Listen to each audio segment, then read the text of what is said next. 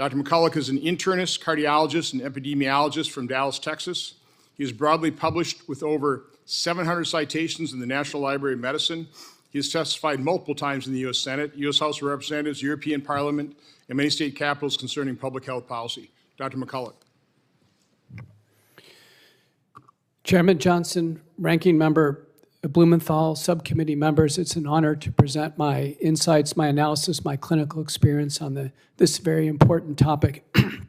The first time I testified at Homeland Security and Governmental Affairs, before a word came out of my mouth, Minority Senator Gary Peters said, what America was about to hear was misinformation.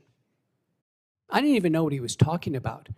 I had never heard that term before in academic medicine or in important deliberations.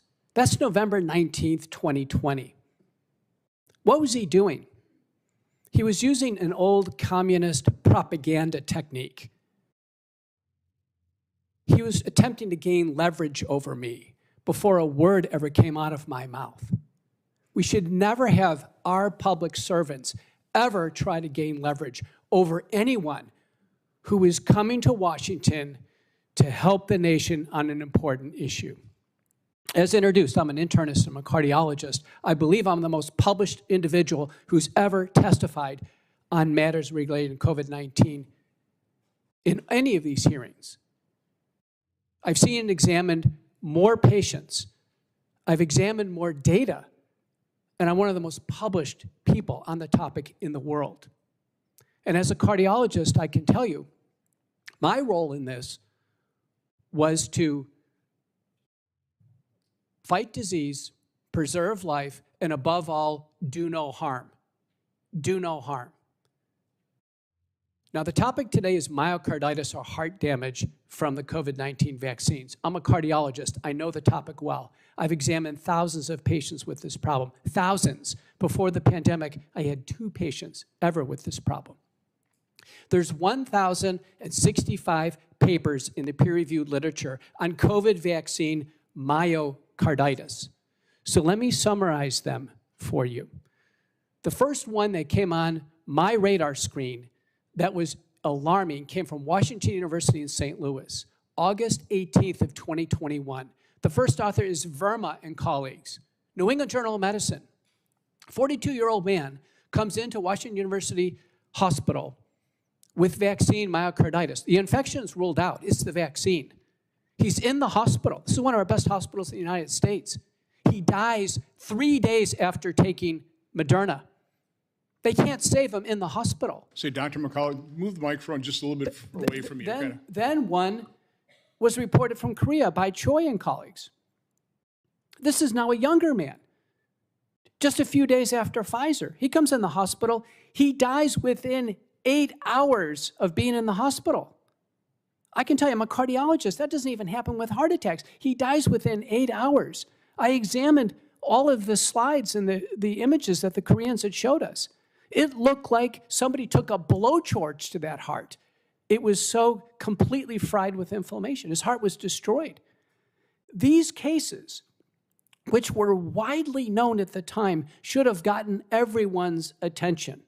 Everyone should have been laser focused on this. We should never have someone die after taking a vaccine that's directly caused to the vaccine. Then Gill and colleagues, Connecticut, published in Archives of Pathology, 2 boys, aged 16 and 17, who die a few days after taking Pfizer. These are teenagers. They're found dead at home by their parents. They're absolutely horrified. They request an autopsy. They call in University of Michigan and University of Minnesota to look over what are they finding at autopsy. Conclusion, it's Pfizer COVID-19 vaccine myocarditis, unequivocal. These are autopsy-confirmed cases. So for all the mothers in the room, how would they feel if they found their children dead after taking a COVID-19 vaccine? This is in the peer-reviewed literature. This is not misinformation. Everyone should be paying attention to this. This is not conjecture. This is in the peer-reviewed literature. So we started to ask ourselves, what is going on? Turns out that Pfizer and Moderna and Janssen are the genetic code for the spike protein. The spike protein is the damaging part of the virus. The spike protein is loaded into the body and it causes tremendous damage in some. Acute myocarditis appears to have some genetic predilection, and all of the vials of the vaccine are not the same. But I can tell you, I'm concerned that until the vaccines are stopped, there will be cases of acute myocarditis. And to finish, we've had 216 vaccine deaths this year alone. So if the vaccine campaign continues, we have to look at what are we getting out of it now, 4.5 years of the campaign, and how many more people will die. I'm Dr. Peter McCullough. Thank you for listening. Thank you, Dr. McCullough. Our next witness is Dr. Jordan Vaughn. Dr. Vaughn is a physician and clinical researcher in Birmingham, Alabama. As owner and CEO of MedHelp Clinics, Dr. Vaughn has directed his organization to the leading edge of early outpatient treatment of COVID-19 for his patients and greater Birmingham community. Dr. Vaughn has treated over 4,000 long COVID and COVID vaccine-injured patients. Dr. Vaughn. Thank you. Chairman Johnson and Ranking Member Blumenthal, thank you for having me. I'm going to dovetail a little bit off what Dr. McCullough said. And one of the things that, as a clinician who also had about 200 people working for him and actually seeing about 170,000 patients a year, when COVID came along, I had to really figure out how to not only help my staff and make sure they're safe, but also help the patients that my organization was responsible for. And that really made me dive into understanding the pathology. And what I came away with was understanding that the spike protein, the S1 subunit specifically, is not a benign protein. It triggers inflammation, it disrupts endothelial barriers, it induces fibrin resistant to breakdown, and it promotes a lot of amyloid aggregates, which is what I research. These effects impair oxygen delivery, damage blood vessels, contribute to clotting pathologies that manifest with a lot of the symptoms that we're seeing in the long COVID and vaccine injured, which to this day is a huge amount of people. We're talking upwards of 10 to 15 million people in America that are being affected by the consequences of COVID in the long form or vaccine injury. And the typical symptoms are things like heart racing, brain fog, shortness of breath, and post-exertional malaise. In my clinic, I actually use immunofluorescent microscopy to be able to actually see what's going on in the blood and look for these amyloid aggregates. Some as young as teenagers that are unable to stand. Others are previously active adults suffering small strokes without typical identifiable causes. These are not abstract theories. They're the lived realities of my patients in Alabama and beyond. The mRNA injection, heralded as a solution, introduced a novel mechanism, lipid nanoparticles delivering modified mRNA that instructs the cells to produce a stabilized spike protein. Unlike traditional vaccines, this approach resulted in uncontrolled production of the spike protein for an unknown duration and distributes it widely across organs, including the heart, brain, and vasculature, and ovaries and testes. The actual EMA, their assessment of Comirnaty, which is Pfizer's vaccine, noted biodistribution beyond the injection site, contradicting claims that the vaccine stays in the arm. And a recent groundbreaking study using single-cell precision nanocarrier identification revealed LNP accumulation in the heart tissue of mice with adverse proteomic changes in immune and vascular proteins, raising concerns about the cardiac complications that dovetail with what we were seeing when we were looking at the COVID-19 vaccine myocarditis. I will tell my first encounter with a vaccine injury came in winter of 2021. 69-year-old man from Alabama presented with unexplained shortness of breath. He was a patient of mine. He really had no other reason that he had this shortness of breath. And after the second Pfizer dose, he actually had significant shortness of breath. I couldn't figure it out in a sense because it would typically be that he had a pulmonary embolism, but empirical anticoagulation and antiplatelet therapy brought rapid improvement. This case prompted deeper investigation that the spike protein's ability to induce fibrin that's resistant to breakdown, activate platelets irreversibly, and damage the inside of our vessels that run to every part of our body and every organ, explained his symptoms and those of thousands more since. I have treated approximately 4,000 patients suffering from long COVID and vaccine injury, or both. Many were young and previously healthy. For those with vaccine injury, trust in public institutions has been shattered. Many were coerced under the August 2021 federal mandates, despite legitimate hesitations due to prior infection or personal health risks. They knew their body better than the agencies. Now disabled, they are dismissed or ignored by the systems that mandated their compliance. The myocarditis signal was also a big thing. This spring of 2021, a clear safety signal emerged. Myocarditis in young males linked to mRNA vaccines. The Department of Defense confirmed cases of rare heart inflammation, and peer-reviewed studies later detected circulating spike protein in post-vaccine myocarditis cases. Autopsy findings have confirmed fatal vaccine-induced myocarditis. Yet federal authorities accelerated licensing and mandates, sidelining concerns. The CDC's hesitation to issue a health alert on myocarditis and the FDA's former CBER director promoting vaccines on social media crossed a line from oversight to advocacy. This was not regulation, it was endorsement. Informed consent is the foundation of a patient-physician relationship. Absent the regulators providing that information, that relationship is irreparably harmed, and the practice of medicine will continue to suffer. In closing, I urge you to stop blindly following the science. Science does not lead anywhere. It is an observer, measurer, and descriptor. It must inform leadership, not replace it. When leaders hide behind the science to justify policy, they abdicate responsibility. We need leadership that humbly engages with data, listens to patients, and actually acts with courage. Thank you. I welcome your questions. Thank you, Dr. Vaughn. Next witness is Dr. James Thorpe. Dr. Thorpe is a board-certified obstetrician gynecologist and maternal fetal medicine specialist with over 44 years of clinical experience. As U.S. veteran and widely published physician, he has testified internationally, served as a journal peer reviewer, board member of the Society for Maternal Fetal Medicine, and examiner for the American Board of Obstetrics and Gynecology. Dr. Thorpe. Thank you, Mr. Chairman and members of the committee. My patients, I focus on the most vulnerable patients, pregnant women and preborn.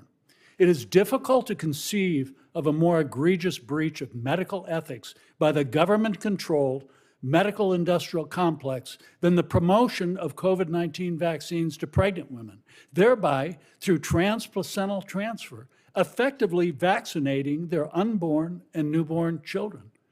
This campaign was not accidental. It was calculated. Pregnant women were targeted deliberately for two reasons. First, women are the primary decision makers of healthcare across the human lifespan, a known marketing principle. Number two, pregnant women are the most vulnerable patients. If they could be convinced that the vaccine was safe and effective, it would imply that it was safe and effective for everyone. From the outset of the pandemic, this vaccine campaign was never grounded in biological science, but rather in behavioral science, specifically the manipulation of public perception through influence, fear, and persuasion. The federal government outsourced much of this psychological operations to NGOs which disseminated emotionally charged and misleading messaging. These entities falsely assured pregnant women that the vaccines were proven safe and essential for maternal and fetal newborn health, despite the fact that early evidence indicated quite the opposite. Pregnancy itself was protective against COVID-19 maternal mortality. Dr. Jay Winston, an initiative director at Harvard School of Public Health, described the government's vaccine marketing approach in a 2020 CBS News interview. He explained that the strategy was to, quote, go for the low-hanging fruit, those easiest to pick and harvest, end quote. And the fruit, in quotes, tragically, were pregnant women. Only this deception was institutionalized in the now infamous Shimabukuro study published on April 21st, 2021 in the digital version of the New England Journal of Medicine. 21 authors claimed the miscarriage rate was 12.6%, but the raw data revealed an 82% miscarriage rate in women vaccinated during the first trimester. This figure mirrors the effects of chemical abortion drugs such as RU-486. Also, in the same journal edition, on the same day, an op-ed appeared by CDC Director Rochelle Walensky and journal editor-in-chief Eric Rubin.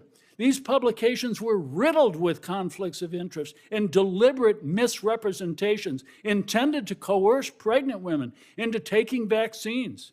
Subsequent studies have also claimed that COVID-19 vaccines are safe and effective during pregnancy and have been rebuked by respected researchers.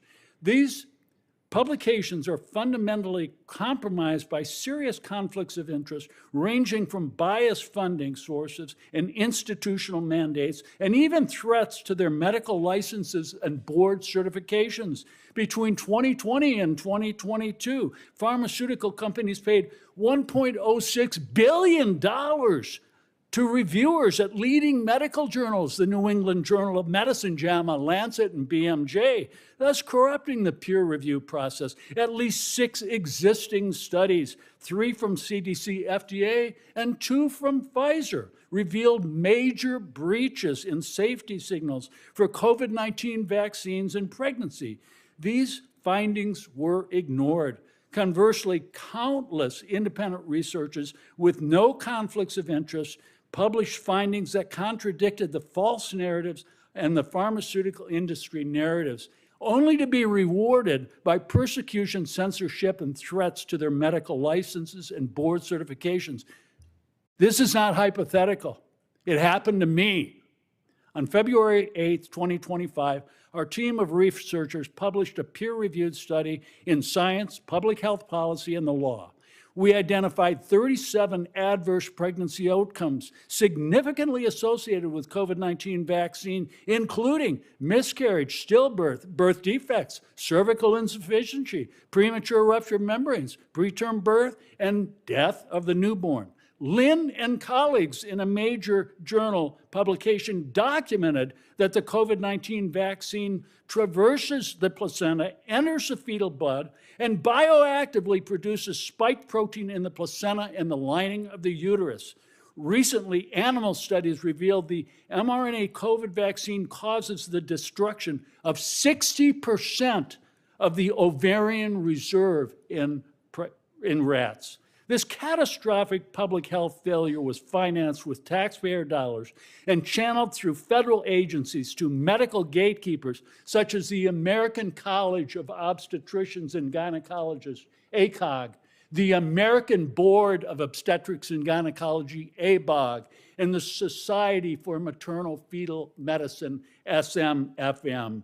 These organizations have abandoned their ethics and responsibilities to physicians and patients and must be held accountable. I urge the government to immediately halt all funding to these entities and to end every promotional campaign that coerces or recommends experimental mRNA therapies to pregnant women. This must stop now.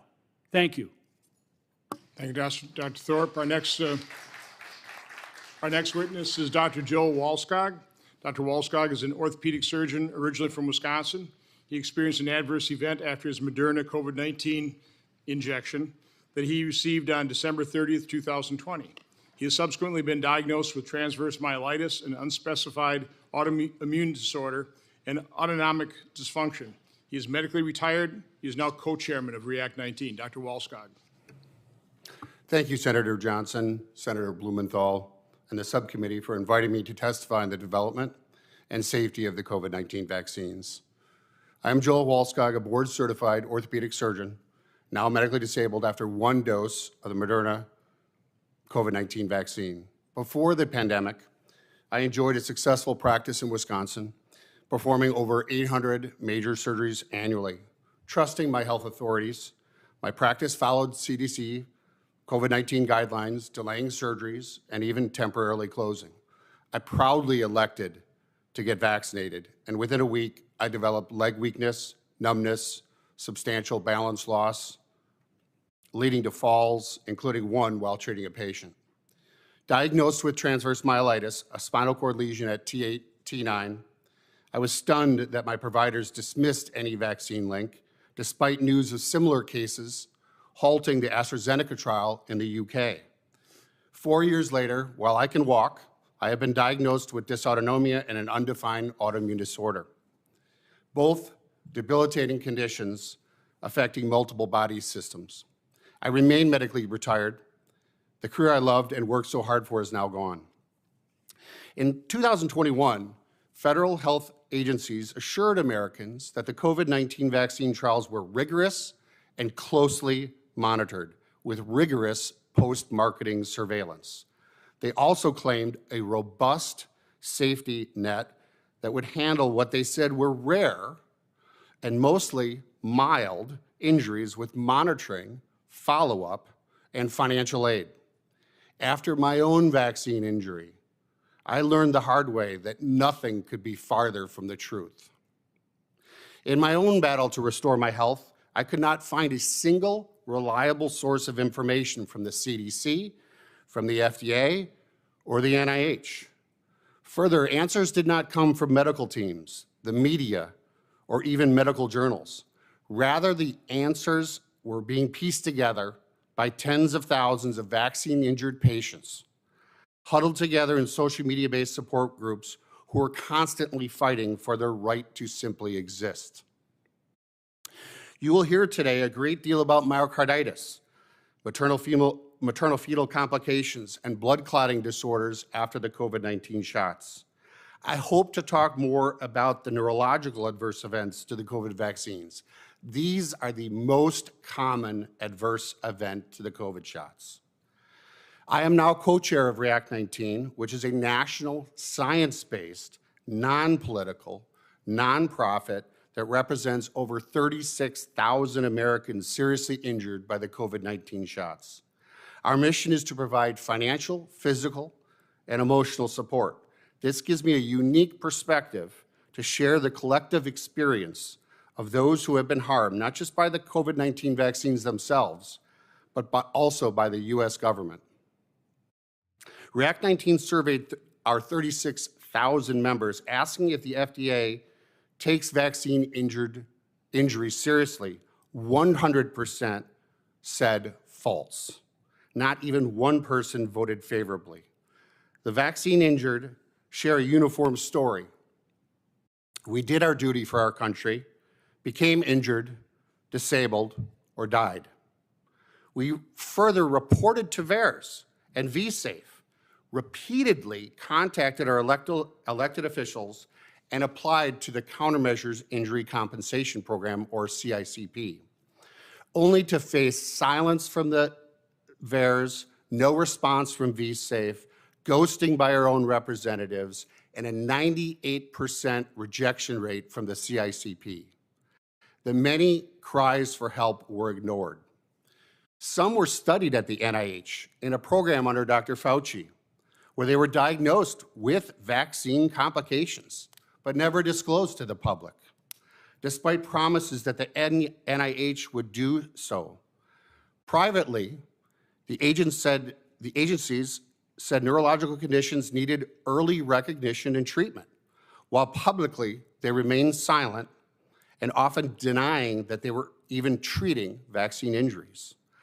Rather, they promoted boosters and high safety claims, while the White House directed social media to censor, quote, true stories of vaccine injury, end quote. Relegating NIH confirmed injuries into silence. That silence by health authorities, elected representatives, and even our White House has resulted in even more severe health outcomes and worse for many, death. The PrEP Act shields drug companies from injury liability and strips Americans of their constitutional right to due process and jury trial.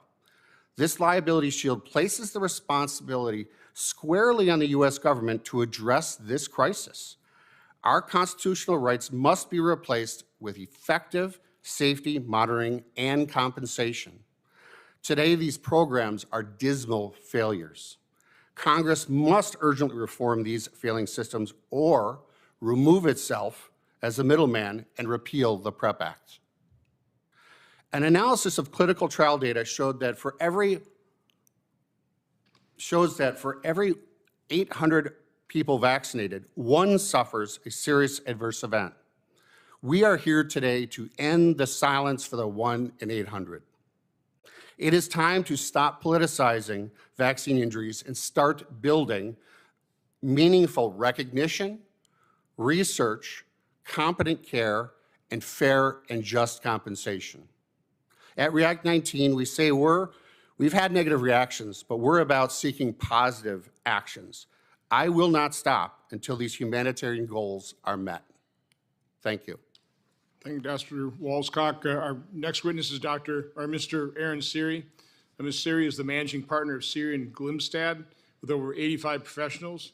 He has handled numerous high-profile cases involving challenges to medical mandates, restoring exemptions, agency transparency, including forcing FDA to release the COVID-19 vaccine licensure documents, and deposing immunologists, infectious disease doctors, and vaccinologists. Mr. Siri. Good afternoon. Thank you. Our vaccine practice, I believe, which has over 40 professionals, it doesn't represent pharmaceutical companies. I believe is the largest vaccine practice in the world. When we litigate vaccine cases, we cannot rely on credentials or fancy titles. We have to prove our claims with high-impact data and sources. For example, I saw a slide put up that showed 3 million lives were saved from COVID-19 vaccines. The citation to it was to the Commonwealth Fund. If you follow that, that's not a peer-reviewed study. That's a blog. It's a blog that used a mathematical model to calculate that 3 million lives were saved.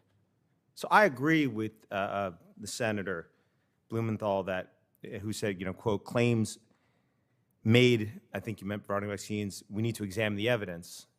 And that's an example of that. We need to look carefully at the evidence we are relying upon when we are making claims about vaccines. I don't think that if I went into court and I was relying on a blog that used a mathematical model, I would be laughed out of court if I was making those claims about vaccines. But unfortunately, when it comes to promoting vaccines, well, that's what we often see. The underlying data is not typically really carefully evaluated. Claims about what vaccines do when they're positive, because our health agencies are responsible for promoting them, easily made. Claims that vaccines cause any harms or injuries often get ignored no matter how good the underlying data.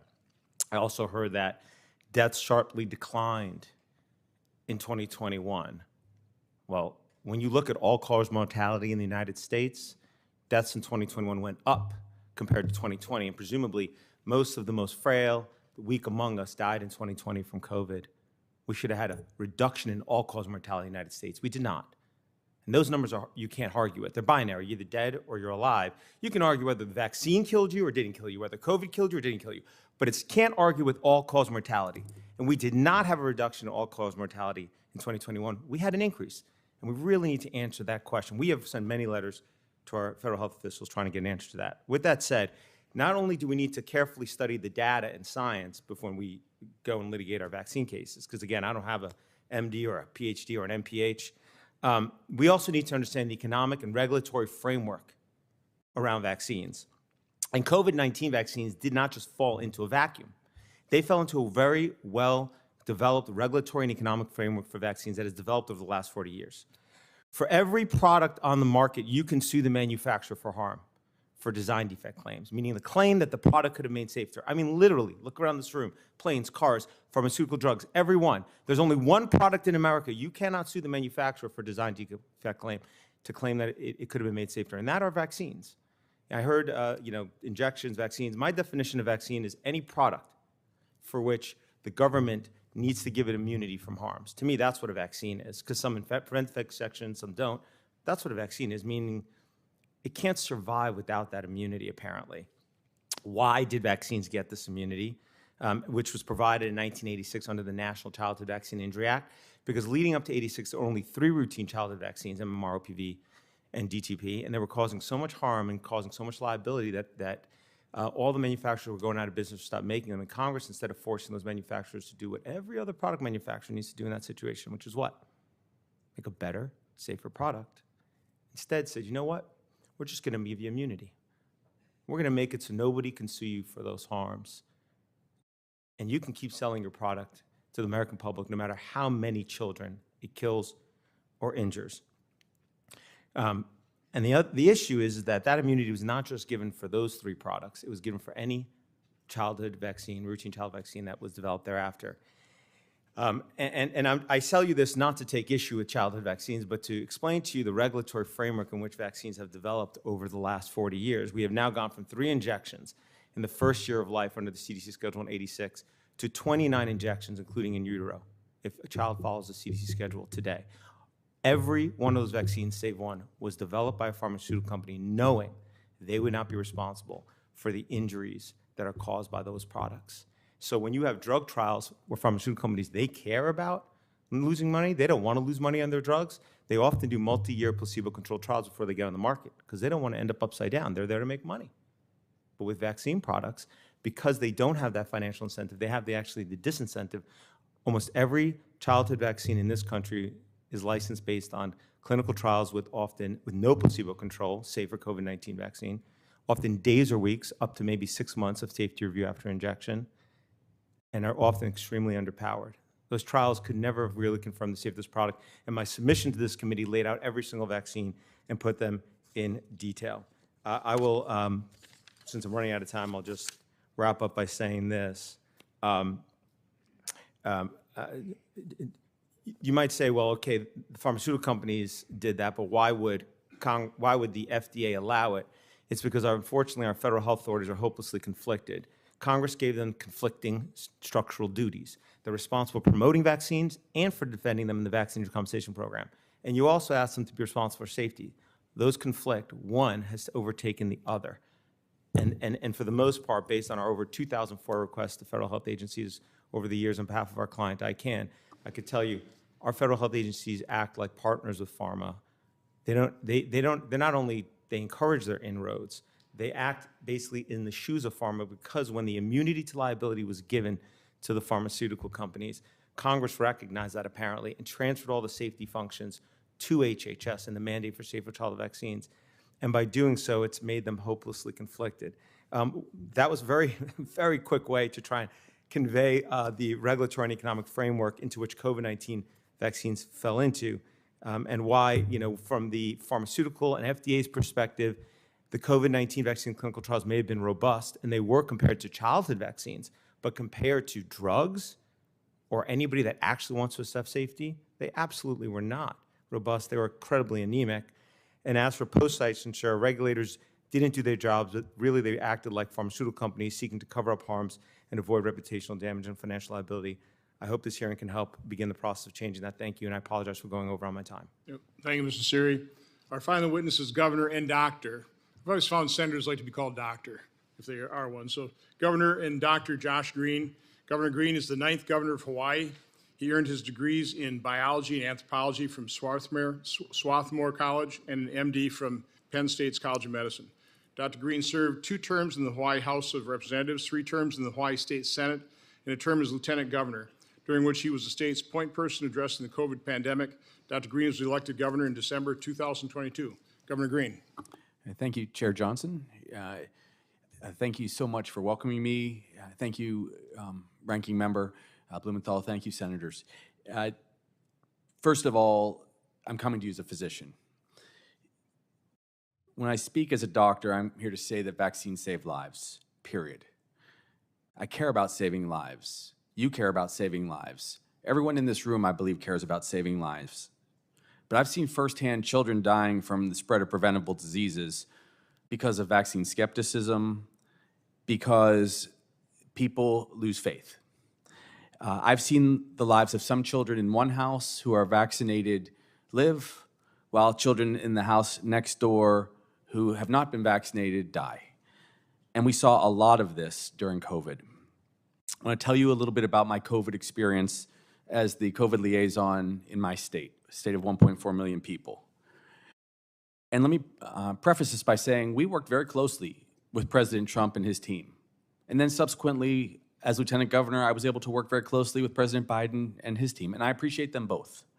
I appreciate that President Trump, using Operation Warp Speed, got us a vaccination in an extraordinary time. We were desperate as healthcare providers.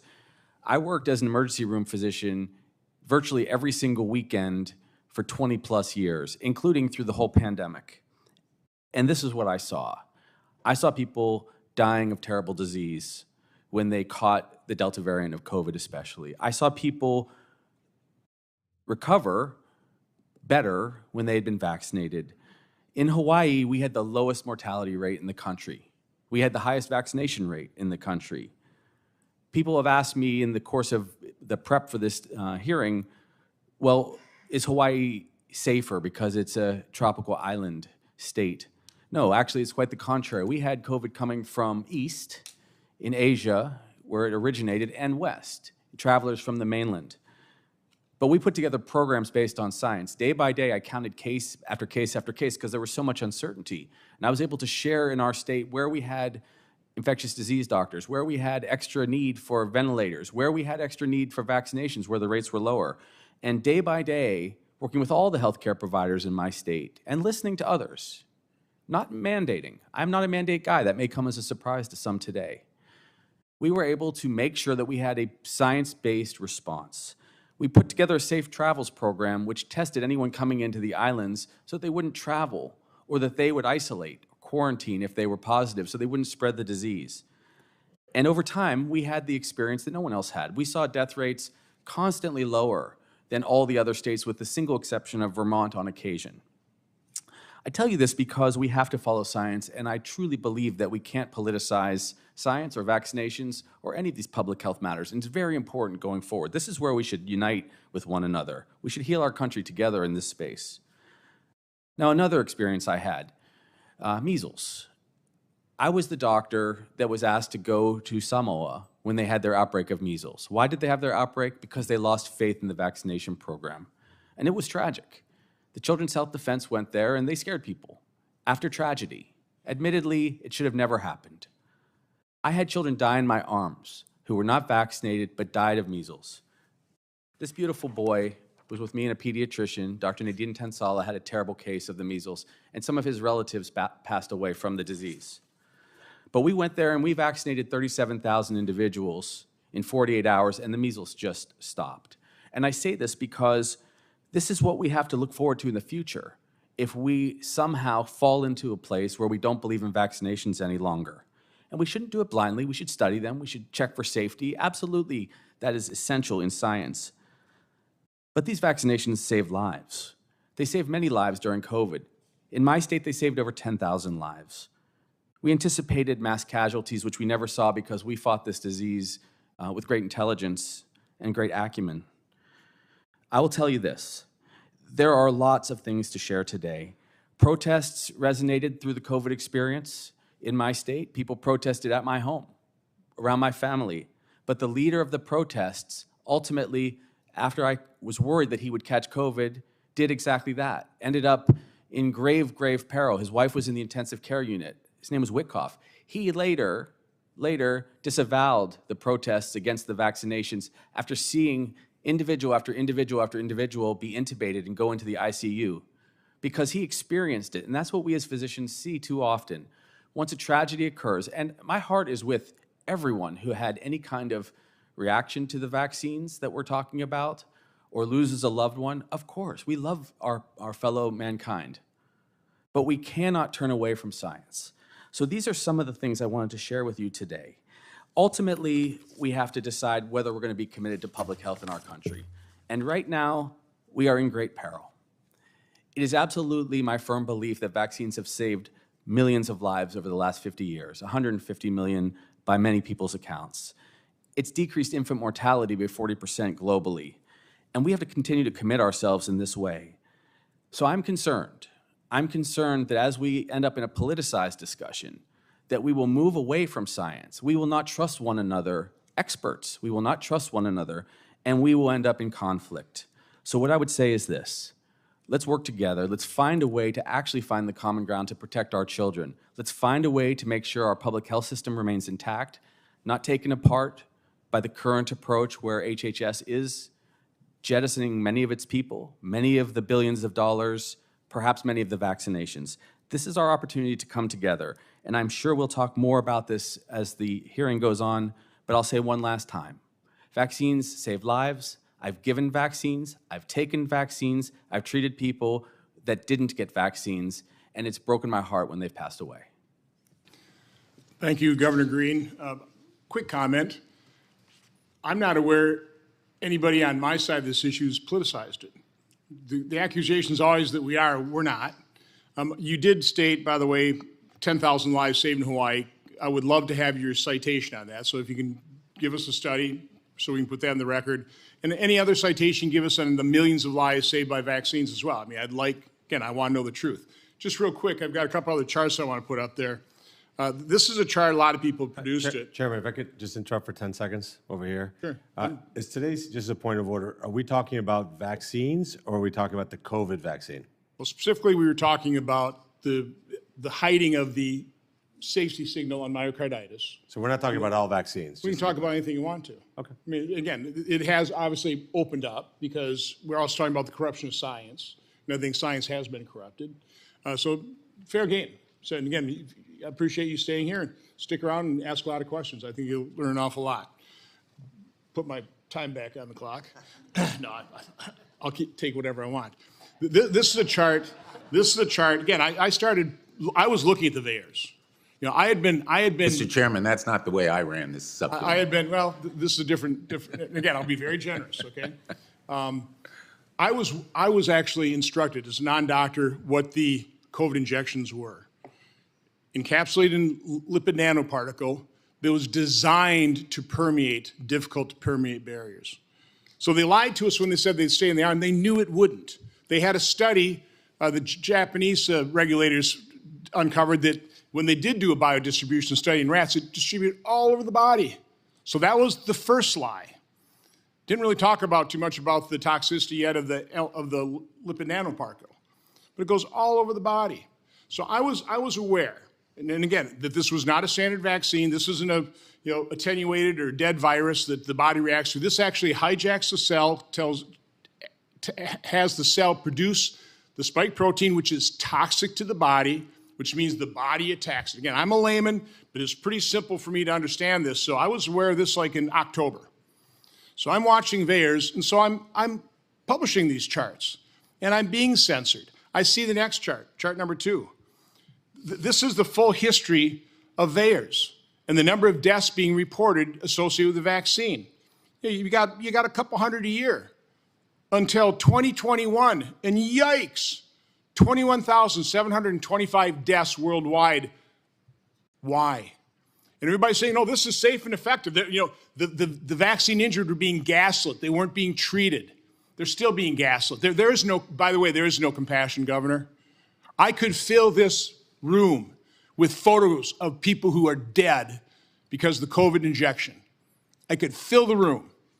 And that is being denied. That is being denied. It is being denied, and these people haven't been able to get help. I held an event in Milwaukee in June 2019 and 2021, and all the vaccine injured, those women, all they wanted was to be seen and heard and believed, and they are not to this day, okay? So again, they're not the ones politicizing. They just want to be helped. They want compassionate doctors to treat them, to recognize what caused their illness, not gaslight and not deny that it exists. But anyway, so you take a look at this chart, and they're still denying that this, nothing to see here. This is safe and this is effective, okay? Next chart. This is the current VAERS chart. 38,607 deaths reported worldwide associated with the COVID injection, and we know VAERS dramatically understates,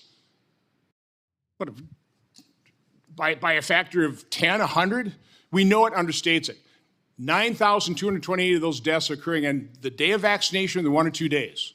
Okay, I know VAERS doesn't prove causation, but man, that's a correlation we should have been looking at, but they ignored and they censored. But enough of that. Dr. McCullough, please, in my layman's terms, I just kind of laid out the harmful mechanisms of this injection. Can you and Dr. Vaughn, because I think you've both spoken to this, again, in layman's terms, talk about why this caused so much harm in so many different ways because of the biodistribution. Dr. McCullough. 80% of Americans took a vaccine. 20% didn't. 20% did not take a vaccine. The vaccine was never safe enough for me to take. Messenger RNA, devised by Pfizer and Moderna, has been chemically modified to be unassailable to enzymes in the body to be broken down. The messenger RNA is found in the human heart of people who die after the vaccine. It's found in the brain. The spike protein is found everywhere in the body. 3 studies now show the spike protein is circulating in the blood for 6 to 9 months after people take the shot. This part of the virus, the lethal part of the virus, in the vaccinated, it's circulating in the blood. And then they take a booster, they get more circulating in the blood. It is a killer protein. It cannot be safe. It was not safe by design. Safety trumps efficacy. We cannot tolerate false drug claims. And we saw a poster behind Senator Blumenthal making a false drug claim that vaccines saved millions of lives, specifically the COVID vaccine. Well, let's take a look at that. When someone signs consent for a vaccine, Senator Blumenthal, does the consent form say it's going to save their lives? Of course it doesn't. It's not on the FAQ. There's never been a prospective, randomized, double-blind, placebo-controlled trial ever showing that COVID-19 vaccines reduce mortality or hospitalization. There's not even a valid non-randomized study. Thankfully, COVID mortality went down for 3 reasons. Because we all got the infection, vaccinated and unvaccinated, so we developed population natural immunity. We developed early treatment. Credit to Operation Warp Speed. We used all the Operation Warp Speed tools, additional drugs. We treated patients with multi-drug protocols at home so they don't go to the ER. So Governor Green never saw the patients we treated because they were successfully treated at home. And the third reason is that the virus mutated to a much milder form. Those things happen concurrently with rollout of the vaccine. The vaccine cannot be falsely credited with saving millions of lives. We can't allow false drug advertising to be put up on a poster behind one of our public servants. We cannot accept that. So let me quick.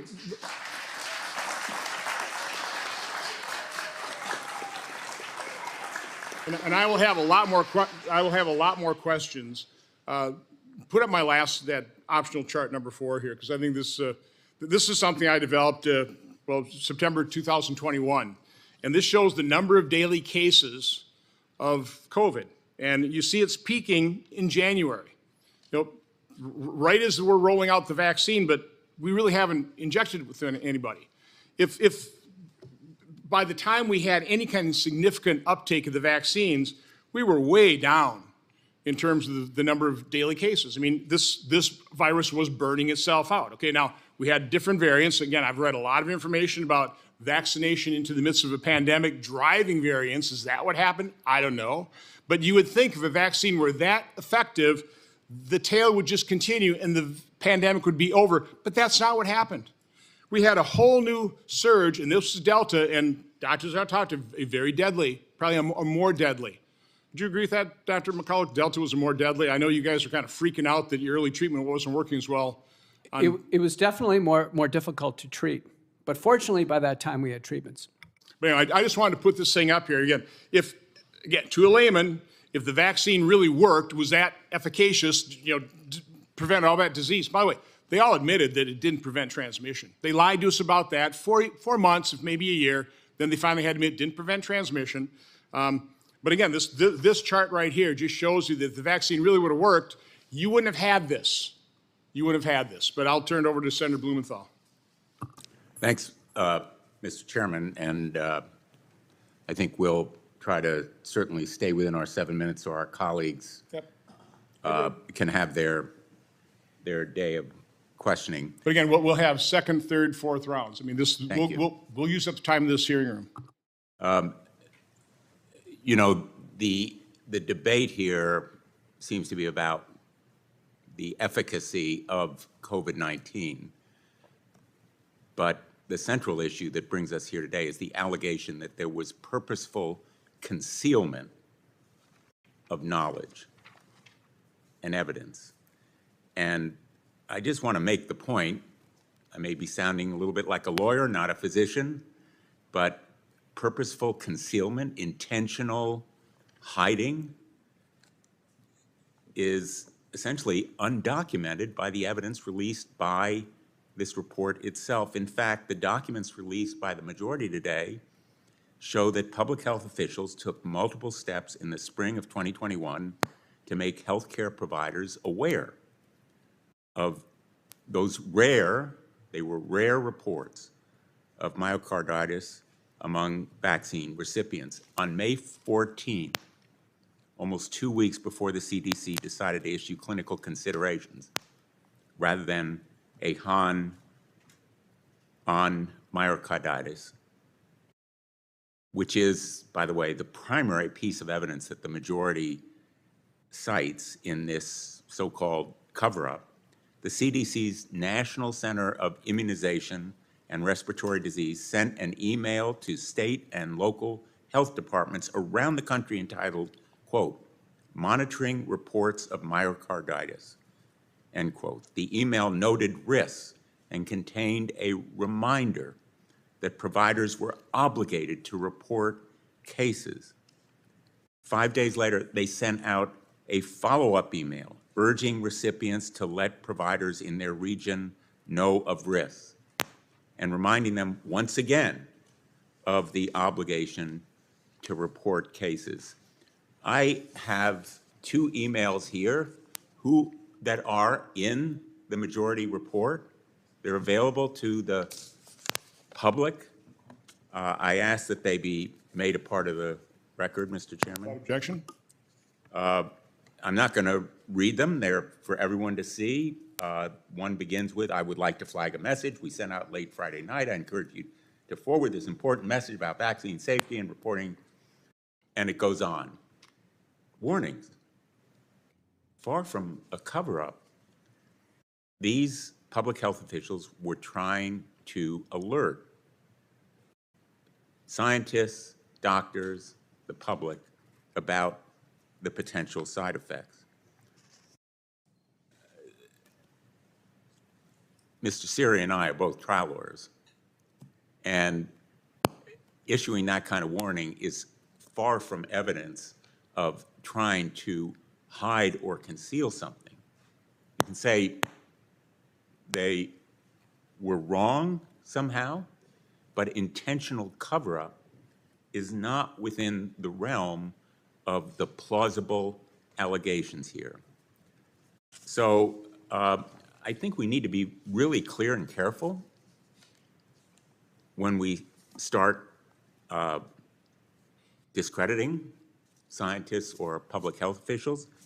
I'd like to ask Governor Green, can you tell us how, as a physician, publicly funded research, which is being cut by this administration, is important to establish not only new vaccines, but also the safety and efficacy of ongoing use of vaccines? Thank you, Senator. So as governors, we rely on funding to do so many things from the federal government, and cuts to research will be devastating. You can't just simply pause research and wait until a different ideology resumes governing, or until we get through these hearings and we restart critical research projects. We will lose ground on this science and the science that benefits from it, the R&D that goes forward. We've all been very supportive for decades of advanced scientific research. Sometimes it happens through the military, sometimes through our universities. We are in deep trouble if we stop the research component of our commitment to our people. We will also be in grave danger if we don't do the public health assessment in our states, in our rural areas, because we will not even know what we're being affected by. We will be blind to the diseases that roll through our communities, whether it's chronic disease or acute disease from an infection like this. And I just need to address a couple statements that I feel are misconceptions. And I'm not judging. I feel that there is a misconception that the COVID vaccination didn't decrease the severity of disease. That is what it did. It decreased the severity, and I saw this clinically, and we saw this from a public health standpoint. It decreased the severity of what people were facing, so they didn't die, or they died at a much lower rate. And you can see that in the charts that we've seen, but through looking at them through a different lens, the exact same charts. When the death rates dropped because people had begun to develop immunity, because their immune systems were responding to the vaccination. And in fairness, we could debate the language, but even some of the individuals that are also testifying with me here today referred repeatedly to the mRNA vaccination because it was putting these particles into people, and then the immune system was responding to them. And so I do feel that it's a vaccination, but be that as it may, we ultimately saw the ability to stop the severe and deadly cases in our hospitals. And so there are many ways to view vaccinations, there's many ways to view treatments, and they're all valuable. For some, vaccinations straight up stop infection from occurring. That's the case when we talk about measles. You know, measles, mumps, rubella, when you get that vaccine, you really prevent the spread to a great degree. And it was commented earlier that we were misleading or we were being misled by others on what the vaccinations were doing and what the information was that was being shared. Well, let me tell you what it was like during that period. And we all saw it. There was a great deal of confusion because the unknown was so enormous. And to the credit of scientists and to the credit of those who invested in the research at, again, extreme speed and extreme dollars, we were able as a nation and a global community to find our way to something that helped us. Now, of course, there were some tragic outcomes. And again, not a single case should ever be dismissed, minimized. No one should be impugned. But the grander picture of a vaccination program is to protect all and to find a way to protect people so that they can also help protect the people around them, which is why the research is important, the spending is important, why I'm very concerned about the announcement yesterday that we will only be recommending vaccinations for people over 65 or those with chronic disease, because a couple points. One, first of all, and I'm sure many of you had this experience, the chairman mentioned going to Swarthmore College, which was my alma mater. The president of our class, named Nick Jesdanin, 51 years old, unvaccinated because the vaccinations were not yet available, healthy, a marathon runner, died of a COVID infection. He was a prominent writer, an extraordinary human being, but utterly healthy. And that may have been, of course, more rare than an 82-year-old or a 91-year-old contracting COVID and dying, but it does happen. He is an individual that would have been vaccinated immediately when given the opportunity. And also, the reasons that we were able to avoid so many unnecessary deaths in a very difficult to treat state, where we have 1, 2, 3, sometimes 4 generations of people living under the same roof with one provider. The challenge there is if we suddenly can't vaccinate teenagers or people who are 28 years old and are the breadwinners for their community, and when we have another pandemic or we have this outbreak worsen again, they will come home with the disease and very likely spread it to those who are vulnerable. And so I'll pause there. I just say that we should give people choice and we should honor and respect their stories, but we have to do the research. But their stories haven't been honored and respected. Our next question will be Senator Kim. Yeah, thank you.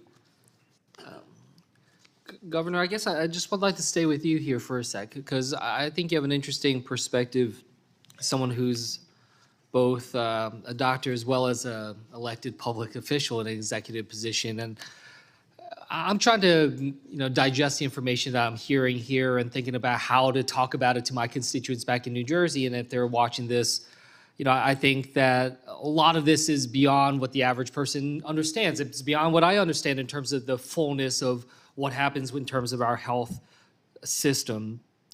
So from your experience, Governor, when these cases come forward, these cases that Dr. McCullough and others have raised, in terms of these concerns, what's supposed to kick in? How does this system work? You talked about this, saying that we have a robust system for safety, that the system is designed to monitor, identify, and transparently report possible side effects, to review Can you explain to me and my constituents, how this unfolds and what to expect? Yes, thank you, Senator. So the way it should work is that we totally support science and we support public health so that we are able in labs and in public health offices to take in the concerns, the complaints, the vignettes, the data, and analyze it thoroughly. And to the chairman's concern, I'm sure some people were not listened to or they felt not listened to, and that should never happen. That is one of the great challenges of our modern time, where we're talking past one another, where when people are spreading their stories anonymously, sometimes they're spread in ways that are not really even from the individual who's suffering themselves. There are great challenges, but we have to have this robust system. And how do you talk to people? How did I talk to people? In my state, and many people feel that we had the most positive and effective strategy to deal with COVID, was because we did something very simple. It was partially accidental. In the early days of COVID, I started a whiteboard.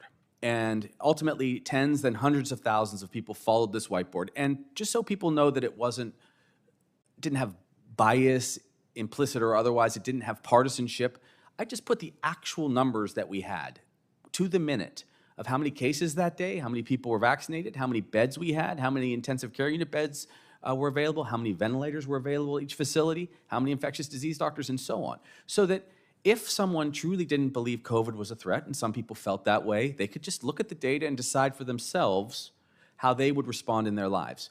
This is how you talk to your constituents about something that's this disconcerting, in fact, terrifying. And we just showed day after day after day, in a brief moment, sometimes 90 seconds, exactly what we had as the best data, long before we had these very complex reports from Johns Hopkins or USC or other universities, okay?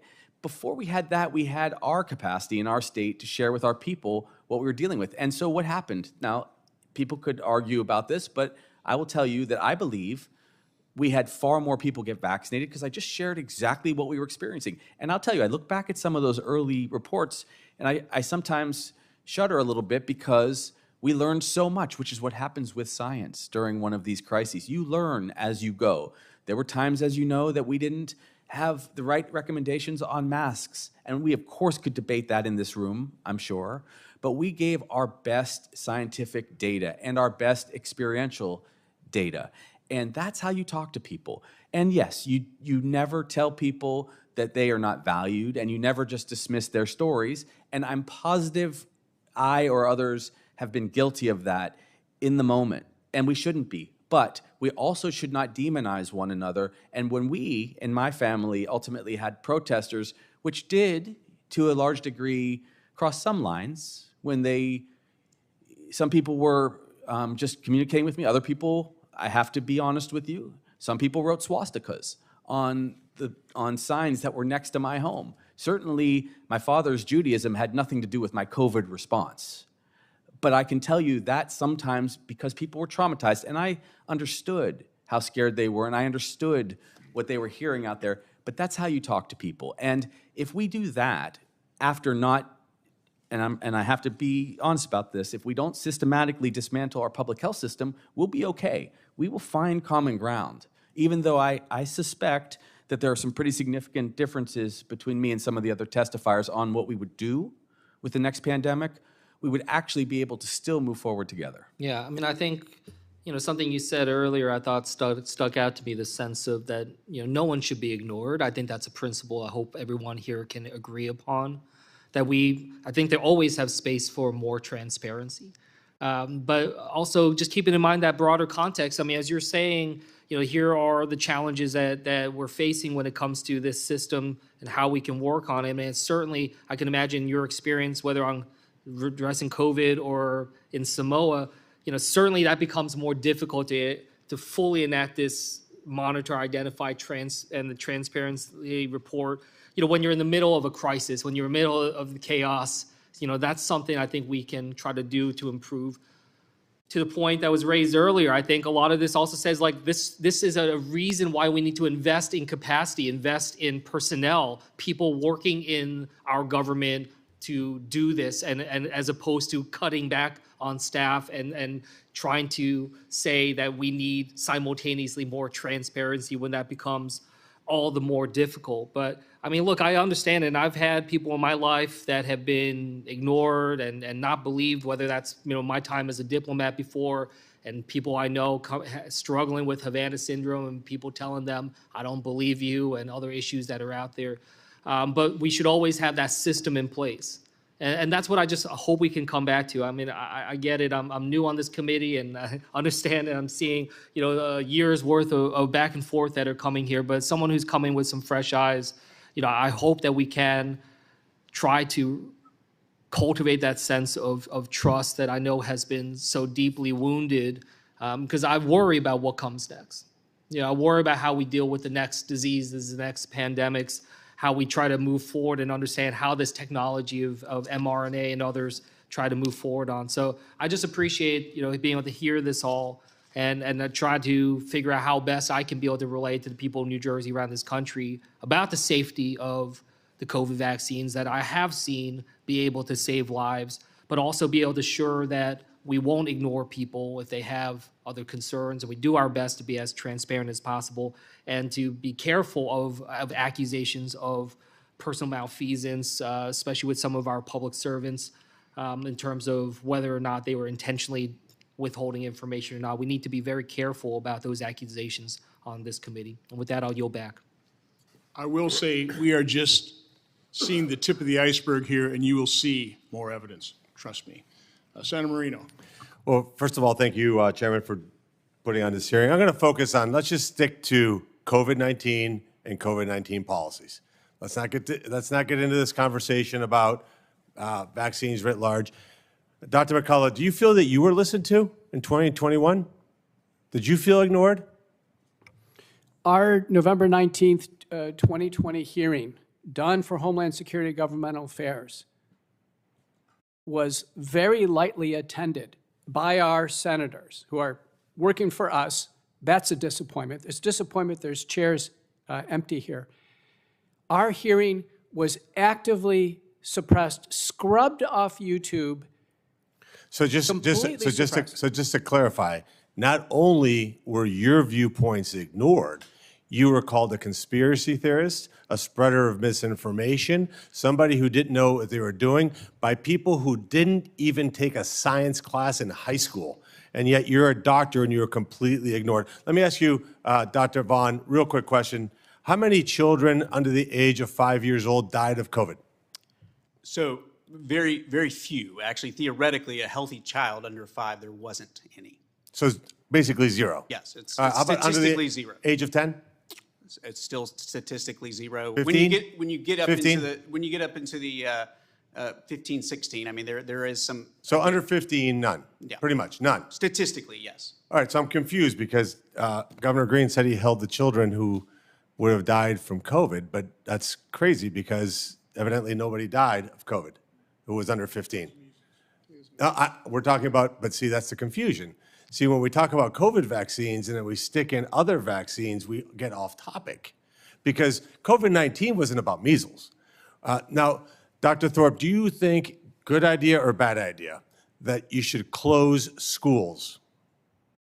Bad idea. Now, Bad idea. Now, why? I mean, kids can learn at home, can't they? They can learn very well at home, but at school, they will have the opportunity to develop natural immunity. So, and school, well, by the way, schools is where you socialize, you learn your behaviors, you learn how to meet other people. Because if we don't believe in schools, the federal government and state government can save a lot of money. So schools are important. Let's just get that out of the way. So why would you close schools, which you did, Governor, when no children died of COVID? What would make you make that decision? You close schools. And by the way, the impact on that is generational. You destroyed the lives. You and the other governors that closed schools destroyed the lives of children in doing that. So, okay, I've got to tell the audience, please notice, sir. Senator, may I respond to these that was a question for you. accusations? Yeah, I think it was. Well, first of all, I think you misunderstand some of the value to. No. Why did you close schools? I'm going to address each Just of your answer points. that and not filibuster me, please. I'm not going to filibuster you. Schools, I did not want to close, and But you did. Actually, I was not governor at the time. But you were lieutenant governor and you were the point person. Do you think the governor made a mistake in closing schools? We reopened the schools as soon Did as you we could think get the he made a teachers as soon as- mistake? Well, if Do you I think he can, made a may I mistake? answer the question, or is this senator going to filibuster me, sir? No, you're going to answer my direct question or just say I'm not going to answer you. No, I'm gonna Do answer you your think it question. was a good idea? Yes or no, the two choices in this answer. Do you think it was a good idea to close schools? Simple answer. Just give me a yes or a no. As we had COVID surging through our society because there was massive spread from children to adults, we were waiting to make sure the teachers So let me get this straight. You sacrificed the lives of children because maybe they would spread something that you don't know to adults. You thought that was a good idea. That's interesting. No, that's Okay. not always it. Actually, it's your okay. party that's We're good. trying to close our schools and get rid of the Department of Education. So we do have So we're not differences of politicizing opinion. this hearing. Okay, No, we're moving on. You said my We're governor go- said we're the go- other governors that close schools, which is a politicization Look, of the issue. when I'm in Hawaii and I'm having a hearing before you, you can interrupt me. When I will. You're here before the United States Senate, you're not going to interrupt me. Moving on. So here's the next question for you. Show me the science that said that when I walked into an airport in Hawaii, and I wasn't, I didn't want to tell you because it's none of your business whether I had a COVID vaccine or not, or tested positive or not, because that's also none of your business. Where's the science where I had to quarantine for 14 days? Tell me the science behind why you locked your residents up and did not allow them to go grocery shopping, why you closed your beaches and your parks. I would love you to put that science into this record because you can give me the nice, happy talk, but those were terrible decisions. And what COVID highlighted more than anything else, by the way, it's why I'm here. I ran for the United States Senate, not because I had this deep desire to be a government politician, but because I was so incensed by the arrogance, by the ignorance, by the lack of common sense among our elected officials that we needed different kinds of people here in Washington, D.C. and other places. So, Should I answer those questions, Chairman? no, there was no question for you. That was just a There were statement. several questions. No, You asked about no. why a 14-day quarantine. You asked Yeah, about what what's the science? airports. Sure, what's the science? 14-day quarantine. Because not 12, not 16. Actually, I asked for 5 days, just so you know. So With what my- was it? Was there a dartboard? No, it was 5 days because that was the amount of time from symptoms to transmission. So that why we- 14? The 14-day was before we had the So 14 wasn't scientific, just to be clear. 14 days was how long it took for people to get over the disease, and people were still shedding virus through that period, and that's why you do use science and I use science, but you didn't like science for Hawaii. Did We the did COVID have the test, and we did have the test to enter Hawaii, so people could make a choice, an informed choice, and they did. And then they didn't have to quarantine at all. Just to make sure you know that, because I think you got your facts wrong. And also, I didn't close the beaches. That was the mayor of Honolulu and not me. So just, it is important that you get the facts right if you're going to be a political official. So that's what you're saying. It wasn't me. It was the other guy. No, it was me who ran the COVID response. Zero accountability. Dr. Well, McCullough, I'll take more accountability if you give me more time. I'm done with you, Governor. Thank you. Thank you, sir. So, Dr. McCullough, quick question for you. Just completely objectively. Look, I went to business school. I was not a doctor. So I'm going to truly objective, using your most subjectiveness here. Did the vaccine stop the spread of COVID-19? No. So then let me ask you one simple question. We'll go down the line. You guys can answer it. It'll be my last question. So if COVID-19 did, the vaccine, the injection, did not stop the spread of COVID, why is it that Joe Biden, President of the United States, issued an executive order, which was ruled unconstitutional, by the way, that said that if you worked for a company with 100 employees, because not 99, 100, that you would be fired if you did not prove you didn't have a COVID vaccine negative test or got vaccinated? Why would we have some decision like that?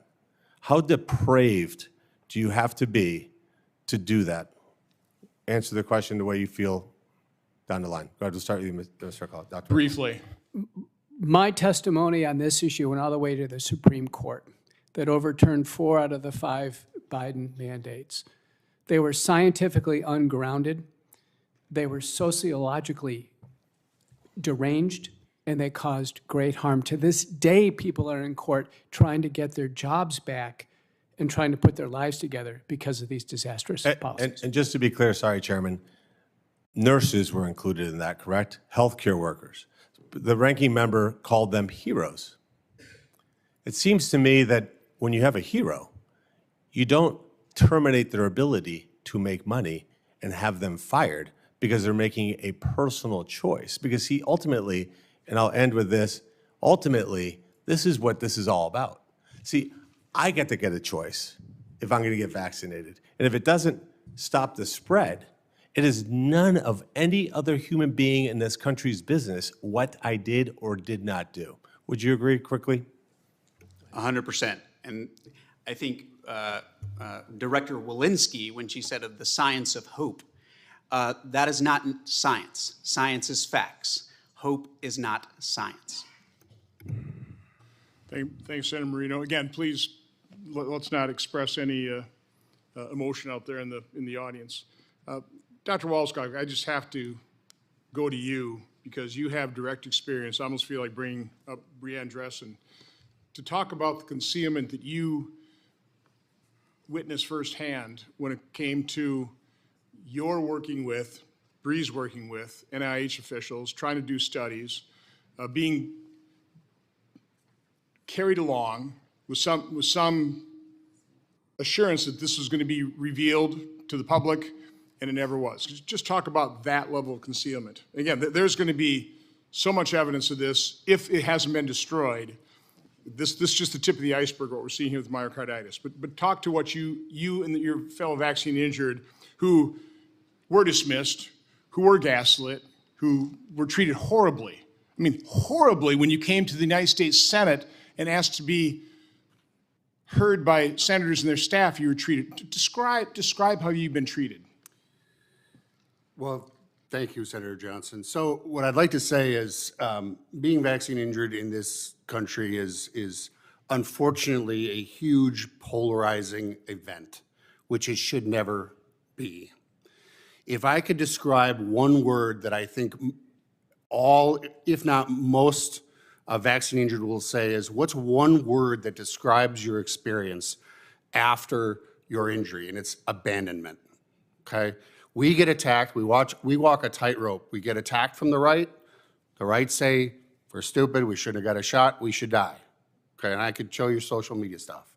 The left says we're anti-vaxxers, which to me is one of the most ignorant things to say of myself because all my children have been vaccinated. I got vaccine injured because I got vaccinated. But still, regardless, we get called anti-vaxxers. We report these to VAERS, okay? Nothing happens. I had an adverse event, which was, delayed the AstraZeneca trial in the United Kingdom, 2 times for 3 cases of transverse myelitis. I expected a call the day after. Days passed, weeks passed. By 3 weeks, I called the CDC myself and demanded, a response. I always thought, I'd get this quick response and someone would help us. All of us that are vaccine injured know there's no phone call coming. There's no help coming. We have repeatedly met, and Breanne Dressen, who's my co-chair with Reactine, have met with Peter Marks over and over and over for the last, for a period of about 2 years. We have been placated. We have been blown off. We bring up adverse events, the neurological adverse events. We bring up the MIS, which is the multi-system inflammatory syndrome. We bring up the myocarditis. He thanks us. He says he'll get back to us. He never does. That went on for 2 years. So for people that think it's this kumbaya where people are listening to us and people are all in these federal agencies are trying to help and get to the bottom of it, it is the farthest from the truth. So there have been a number of claims made, and I think there will continue to be a number of claims made. I just ask anybody making a claim, please provide your citations. Please provide, again, respect the science. Let me see the science. I mean, I'm very genuine here. Let me see, the science behind this actually reduced the symptoms, or this prevented deaths, or this prevented transmission. I would like to see the science. Dr. Vaughn, you were really specializing in the blood clots. You know, I've seen video after video, picture after picture of these long white blood clots in autopsy. We've also, you know, throughout COVID, autopsies were really discouraged. We weren't seeking the scientific truth. I see Dr. McCullough, I'll have you kind of answer that, but you know, Dr. Vaughn, first talk about the clotting we saw and what you know in terms of what was discovered under autopsy. Well, first of all, early in COVID, the spring of 2020, my collaborator, Jacques Lobscher in South Africa, was the first one to kind of alert people to say that this was primarily a vascular disease, not a pulmonary disease. And it's one of the reasons that ventilators are probably one of the most ineffective things you could have done to people, because if you have a vascular disease of the lungs, increasing the intrathoracic pressure just closes down more vessels and ultimately kills them. And what we also saw was if you went into the hospital in the spring or summer of 2020, you were twice as likely to leave alive if you were already on a blood thinner. Now, I will tell you, most of your friends that are on blood thinners probably aren't healthier than you, so it's kind of interesting to find out that the people that were on blood thinners had a protection. So again, those were signals that were really downplayed. Unfortunately, after a lot of the treatment was codified by the CARES Act, it resulted in basically a protocol-based treatment for in-hospital care. As long as you start, anybody describe remdesivir? Anybody want to speak to that? If not, I'll do that for another hearing. I mean, just the conflict of interest of how that was being approved. Yeah, so okay, we'll wave off on that. But what we uniquely found, and my collaborators in South Africa, Risha Pretorius and Doug Kell at University of Liverpool, was that the spike protein was able to induce fibrin from fibrinogen, which is a fancy word for saying, hey, forming the backbone of clotting. But it did it in a way that was different, that we had not seen. And it was what we would similarly think of fibrin as kind of like spaghetti coming out of the colander that you could pull apart when you didn't need it. It was easy to break down. But the actual clot that was formed in COVID or from the spike protein from the vaccine was like burnt spaghetti casserole that you have to get a Brillo pad to get off the dish. And a lot of people, their issue is their inability to break down that clotting mechanism. We all need to clot, but we all need to actually get rid of the clot, and that is the problem. That's pretty obvious. It was ignored. Dr. Thorpe, I'll get to you, but Dr. McCullough, real quick. Quickly, in the last 5 years, I've never treated as many blood clots in my entire multiple decades of in clinical practice as a cardiologist. The blood clots occur after the infection with the virus and the vaccine because the spike protein causes blood clots. It's without any controversy in medicine, the spike protein causes blood clots. So it is reckless and foolhardy to continue to vaccinate people and load the body with spike protein and cause more blood clots. There were other parts of the coronavirus that they could have used in the lipid nanoparticle. I mean, they could have injected something else that wasn't quite so toxic. Yeah, and actually, a paper in Cell, July of 2021, it's called Broad and Durable Immunity from basically COVID. And what they found was the nucleoprotein was actually the thing that supplied broad and durable immunity for actually prevention of infection. Unfortunately, the spike protein did not elicit that response. And as much as we love this mRNA technology, it seems like they sold it as something that we could change on the dime as information actually came to light. And by July 2021, we knew the wrong protein had been picked. Why didn't they change it? That's a good question. Senator Blumenthal. Thank you, Mr. Chairman. Dr. Vaughn, I noticed that you were careful when you said that children didn't die of COVID to say statistically, which I appreciate. 1.2 million Americans died of COVID-19. Tragically, more than 1,000 of those deaths were children. In fact, 700 were 4 years old or younger. And I'm sure you will agree that those deaths were tragic, and most especially for the families who will never be the same. Children were affected by COVID. There's no question that children died, but equally important, the trauma of COVID affected children. The fear and anxiety that spread throughout their families. You don't have to be a doctor to understand that point, or a parent. Yeah, I have a 7 to 9-year-old, and it was a very interesting time. But in many ways, Well, interesting is a somewhat euphemistic way of putting it. I'm Yes. sure you'll agree. But let me just point out that our entire society was traumatized by COVID. People were out of school. We can argue about the merits of whether they should have been, but it has affected our entire society. And just so we're all on the same page here, I'm in strong agreement that schools are good. Kids should be in school. Let me point out, though, because we want to learn from history here, that when there are side effects, when there are threats to public health, there should be warnings. The public should know, so should doctors and researchers. And right now, I'm looking at a report from NPR, it's dated May 21 of this year, which describes the effects of cutting back on the CDC's capacity to warn, and says that many of the platforms, quote, many of the platforms the CDC used to communicate with the public have gone silent, end quote. It says, quote, many of the CDC's newsletters have stopped being distributed. Workers at the CDC say health alerts about disease outbreaks previously sent to health professionals subscribed to the CDC's Health Alert Network, HAN, haven't been dispatched since March.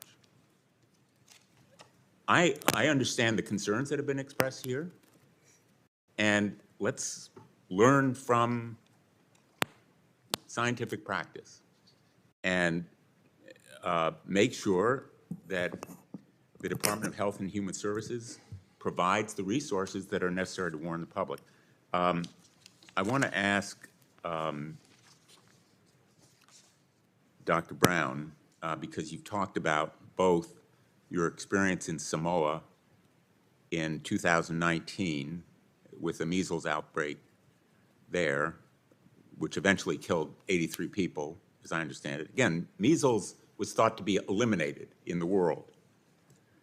That outbreak was fueled by misinformation about the measles science, spread by a number of vaccine doubters or skeptics, including the now Secretary of Health and Human Services, Robert F. Kennedy Jr. That campaign caused the vaccination rate against measles in Samoa to drop from over 74% to just 34% between 2017 and 2018. Do you see parallels between the measles outbreak you helped to address in Samoa and the one that we're now seeing in Texas that has reached 31 states, including Hawaii, and the COVID-19 situation? Thank you, Senator. There are more than parallels. It's just terrifyingly similar. So what happened, I'll give you the brief version, in Samoa was prior to the outbreak,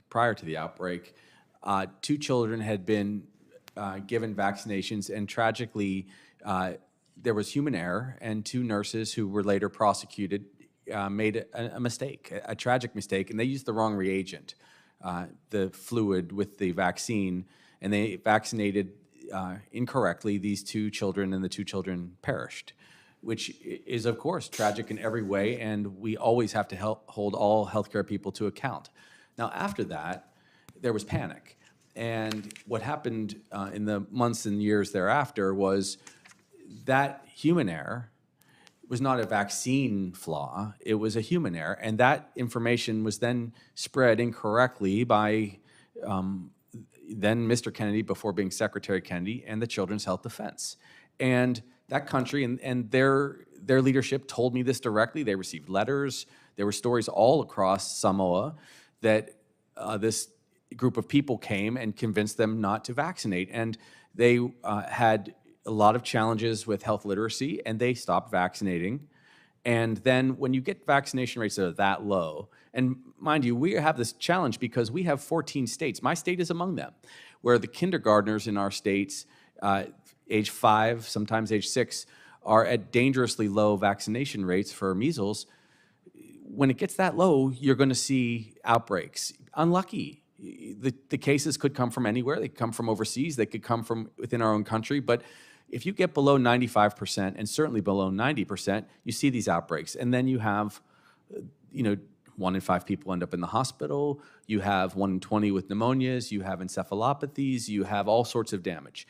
So that's what happened in Samoa. And to be very direct, and actually I want to be generous here, there are many things that Secretary Kennedy is doing that I support. I support his work on some of the questions about processed foods and dyes and environmental toxins, things that I have believed for decades and fought for, as have many of you probably.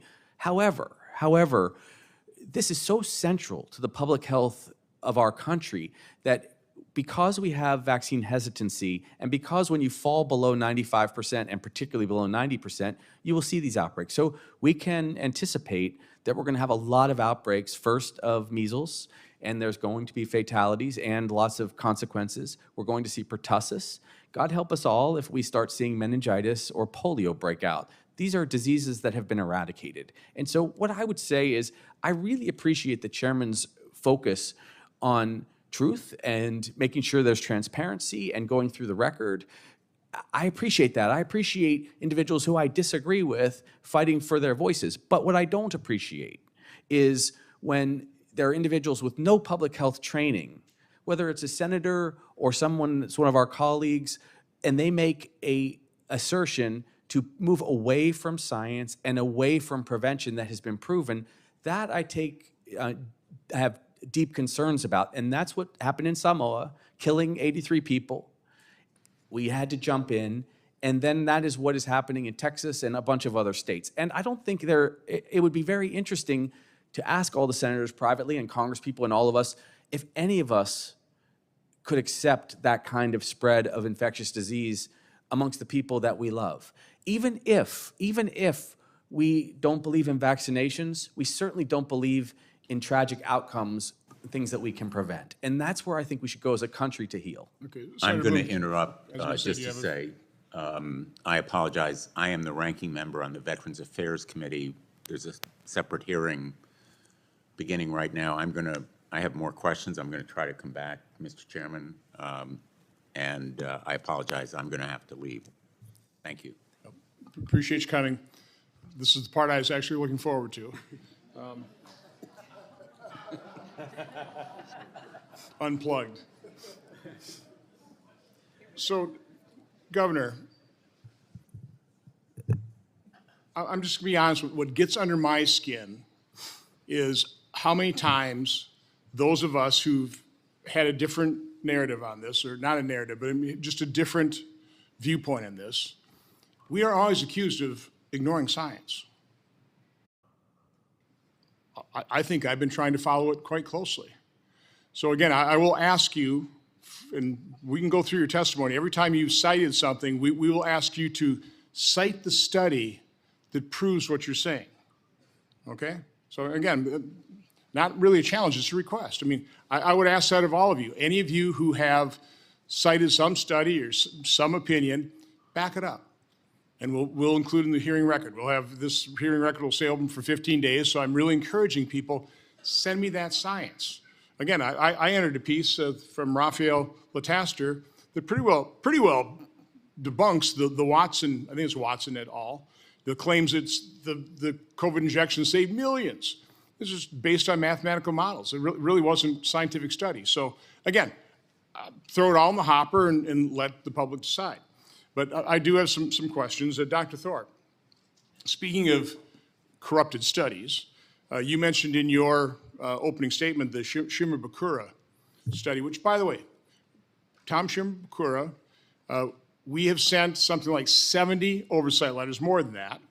In many of them, we've told the CDC, FDA, NIH, we demanded they preserve their records.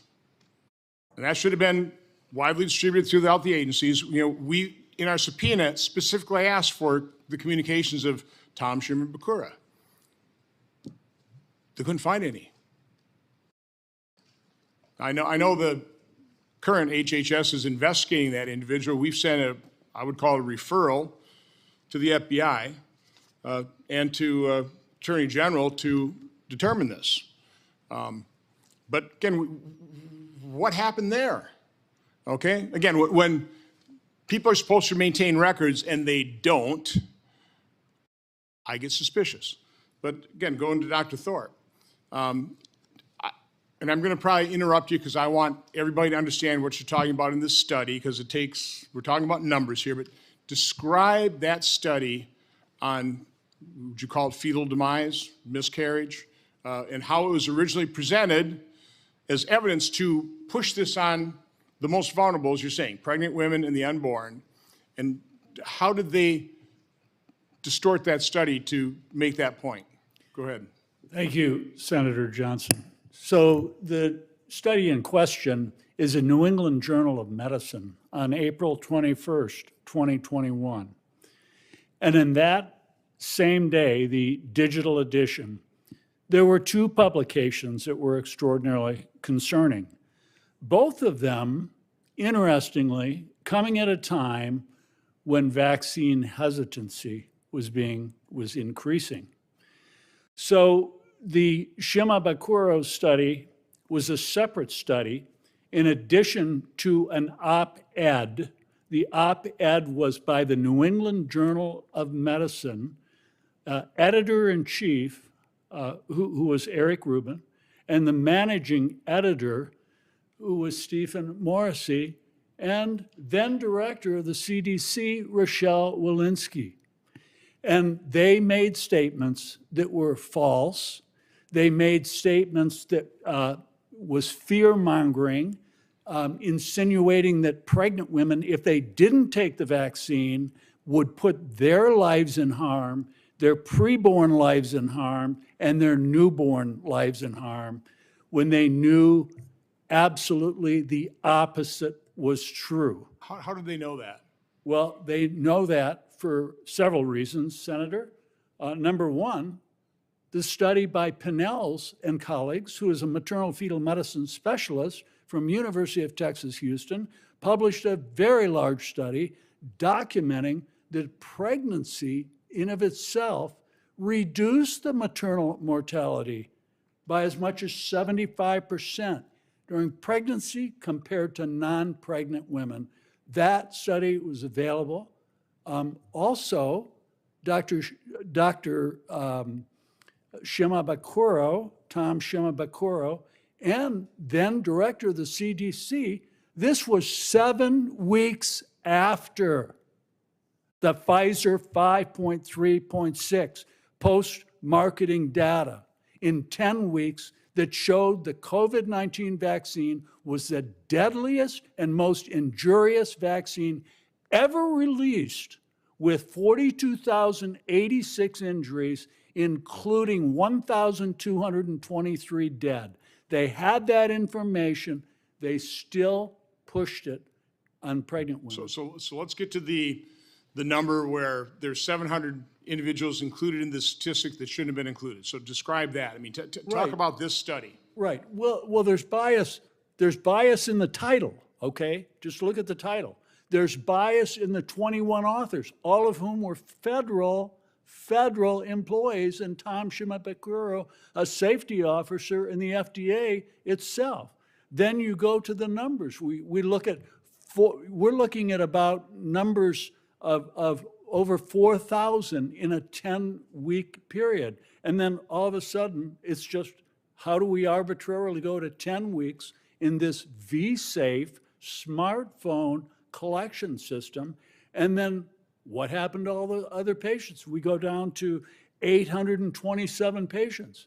What happened to the rest? So you got 827 patients that were that became pregnant or were pregnant in this, in terms of, again, it's not really studied, but I mean, they're just analyzing data. So you had 827. Right. Okay, so these were women who were pregnant. Right. 827 that completed a pregnancy in 10 weeks. Which is not necessarily a born child, but the pregnancy Or is. a miscarriage, right. Okay. Now, they claimed a 12.6% miscarriage rate. Which is pretty, kind of a normal miscarriage? No, it's not. No. What's a normal miscarriage rate? 3% when you have a normal booking visit. Okay, and you have it's already an abnormal miscarriage rate in that 827. That's correct. Okay. And So now describe exactly how they, Okay, so we have 827 patients, right? And they talk about a 12.6% miscarriage.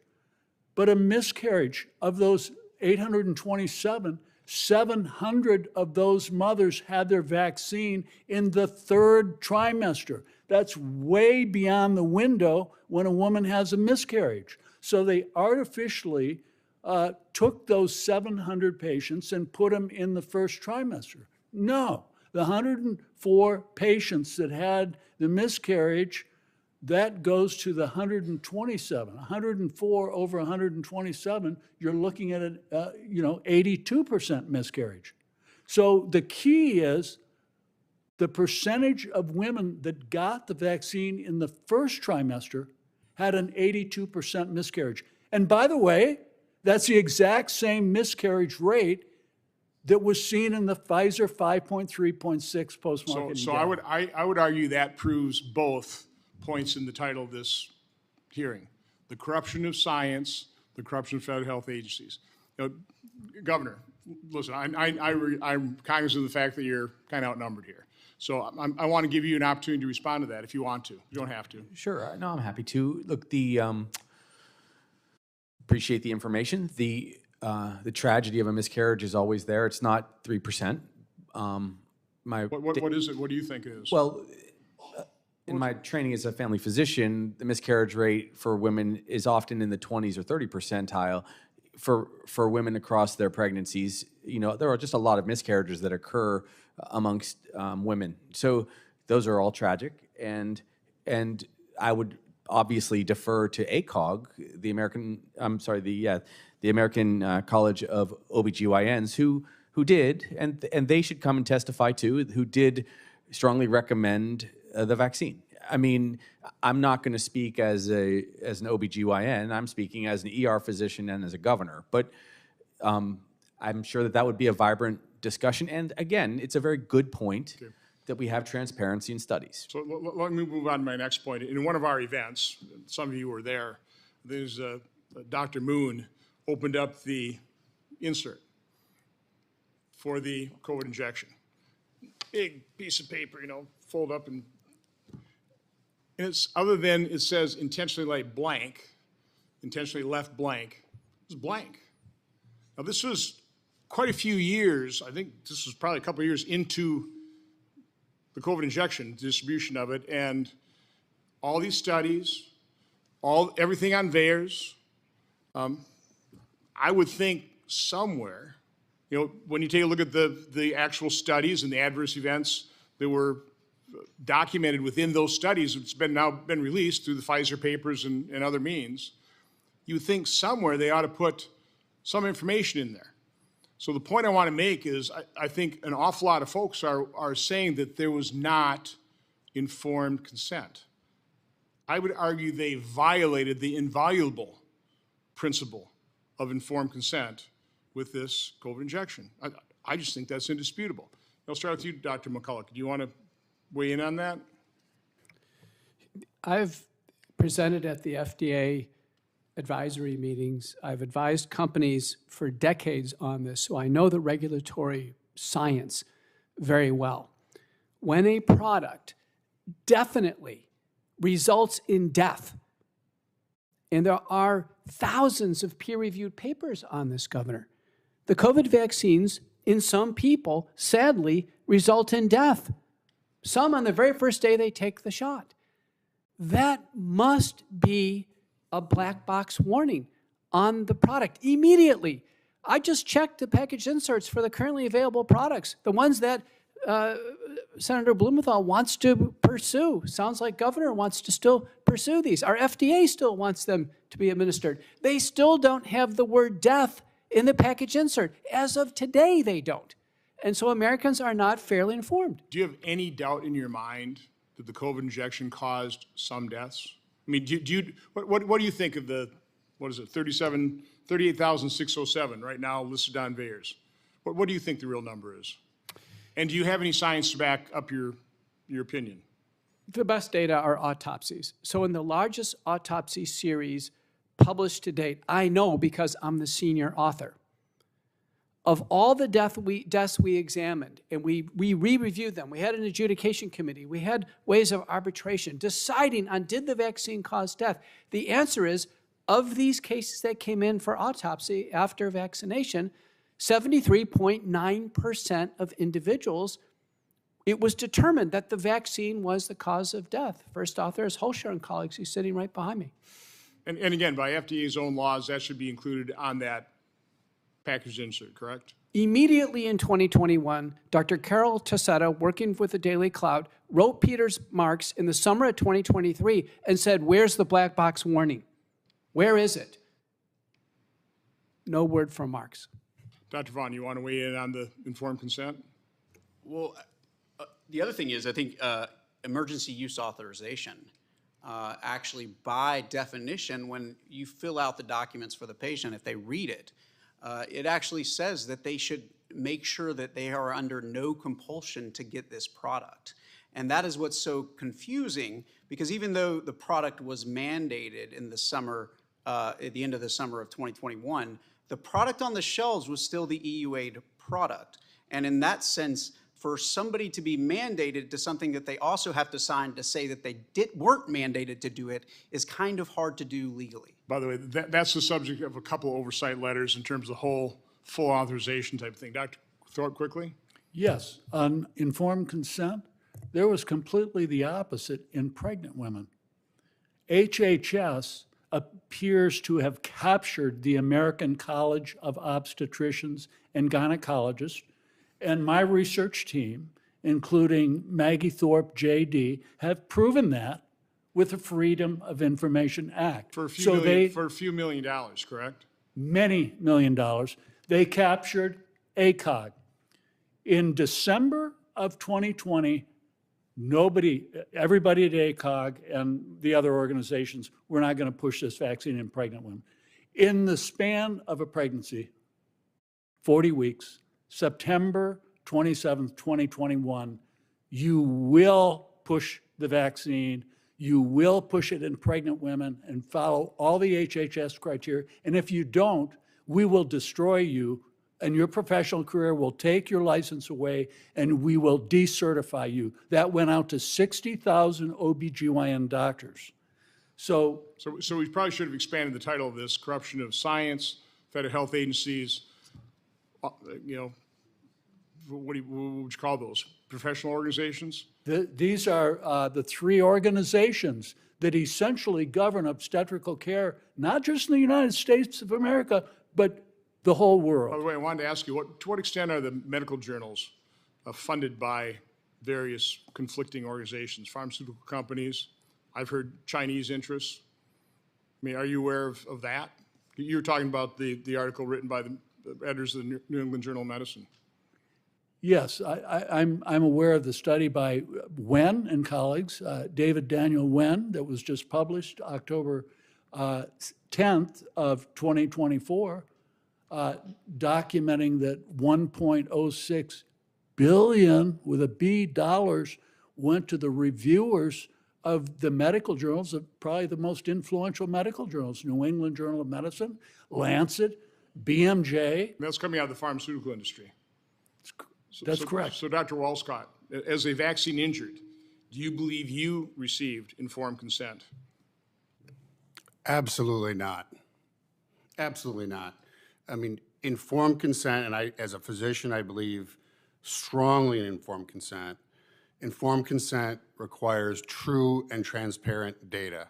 And we can sit here and hear the mantra or the typical narrative of safe, effective, saved millions of lives, But in reality, that's not true. Okay? We can talk about efficacy if we want. Again, certainly the vaccines don't prevent infection, don't prevent transmission.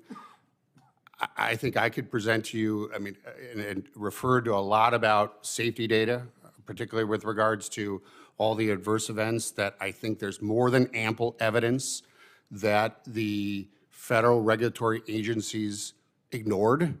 A lot of these systems, VAERS, vSafe, I call deliberately deficient by design. So do I think I got informed consent? No. Do I think anyone here in the United States in the last 4 years have gotten informed consent in considering getting a COVID vaccination? Emphatically, no. So by the way, my theory, and it's just a theory, I don't have the proof, it's hard to prove these things, but my guess is the reason they were so concerned about issuing a warning on the HAN is, again, they didn't want any vaccine hesitancy on this, right? And also, if they alerted doctors to the fact that if you have a patient with myocarditis, you might want to ask them, did you just get a vaccine recently?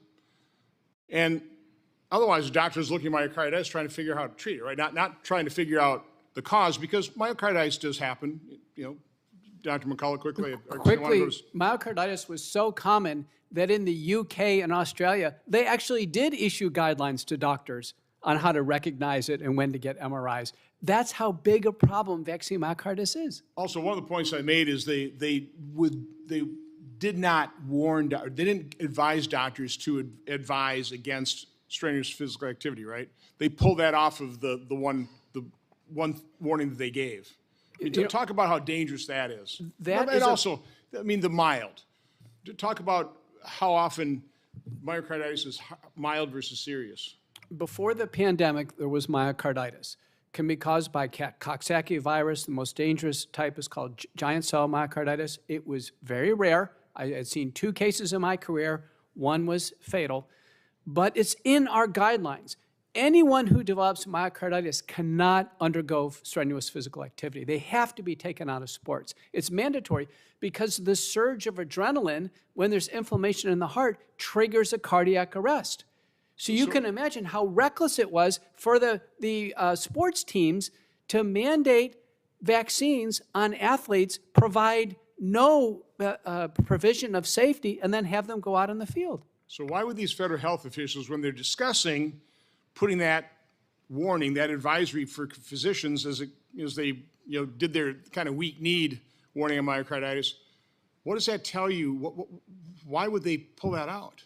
It was reckless not to provide prudent guidance on reducing the risk of cardiac arrest when a patient has vaccine myocarditis. Whether it's acute myocarditis that we clinically recognize, by the way, 90% are young men, 90% are hospitalized. Tracy Hogan, others at UCSD show that, multiple studies, but there's a larger group of subclinical myocarditis. These are patients with heart palpitations, blood pressure swings, atypical chest pain. Listen, this is water under the bridge. Fortunately, very few people are taking COVID shots anymore, but these patients still have symptoms. A recent report by Koyosmu in Journal of the American College of Cardiology has shown cardiac arrest in people years after the vaccines, and they have found vaccine microscars in the heart.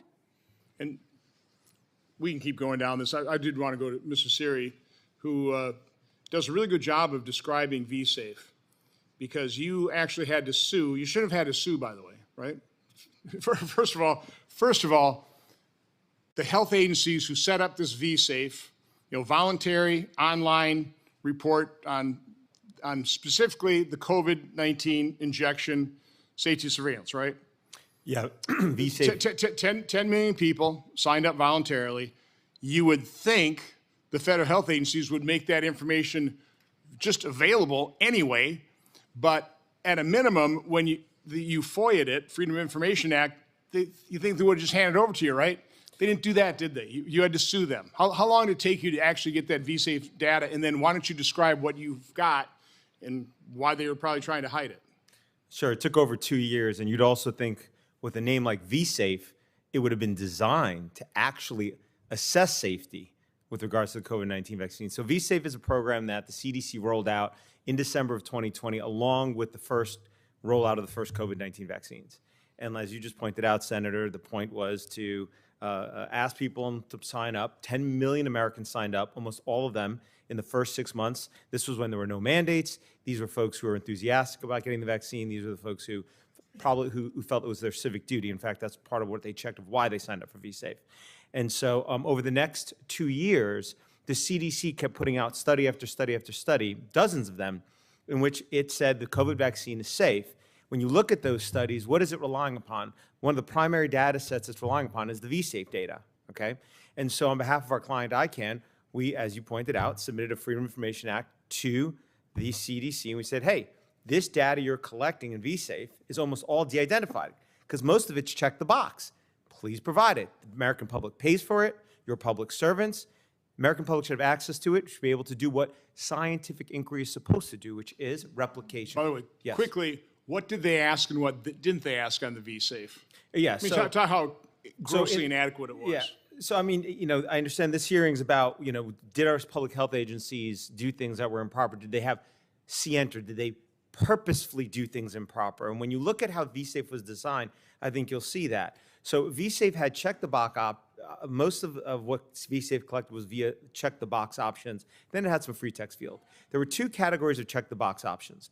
The first category were symptoms. So you could check the box for various symptoms, right? And Like, maybe give us an example.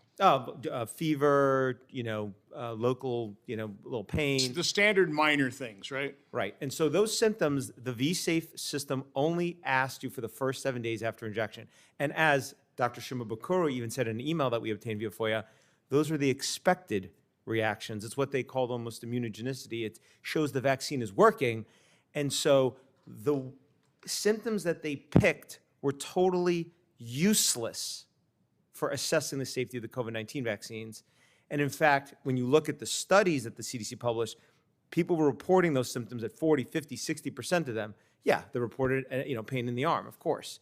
But they were viewed as normal to have a little chill, have a little fevers. And so that part of V-Safe was totally useless for assessing safety. So that wasn't useful. What was left? The only other thing that was checked the box was if you sought medical care, if you missed school or work, or if you were unable to perform normal daily activities, and if you checked that you you needed medical care, it then asked you, were you hospitalized, emergency room, urgent care, or telehealth, okay? So that was the data they were collecting. So presumably, V-Safe was gonna assess safety by looking at people who sought medical care after vaccination, because everything else they collected on check the box was, at least on the symptoms, was not useful. Now, before I go on to tell you what the healthcare seeking data showed, I just want to go back to the symptoms that the CDC chose.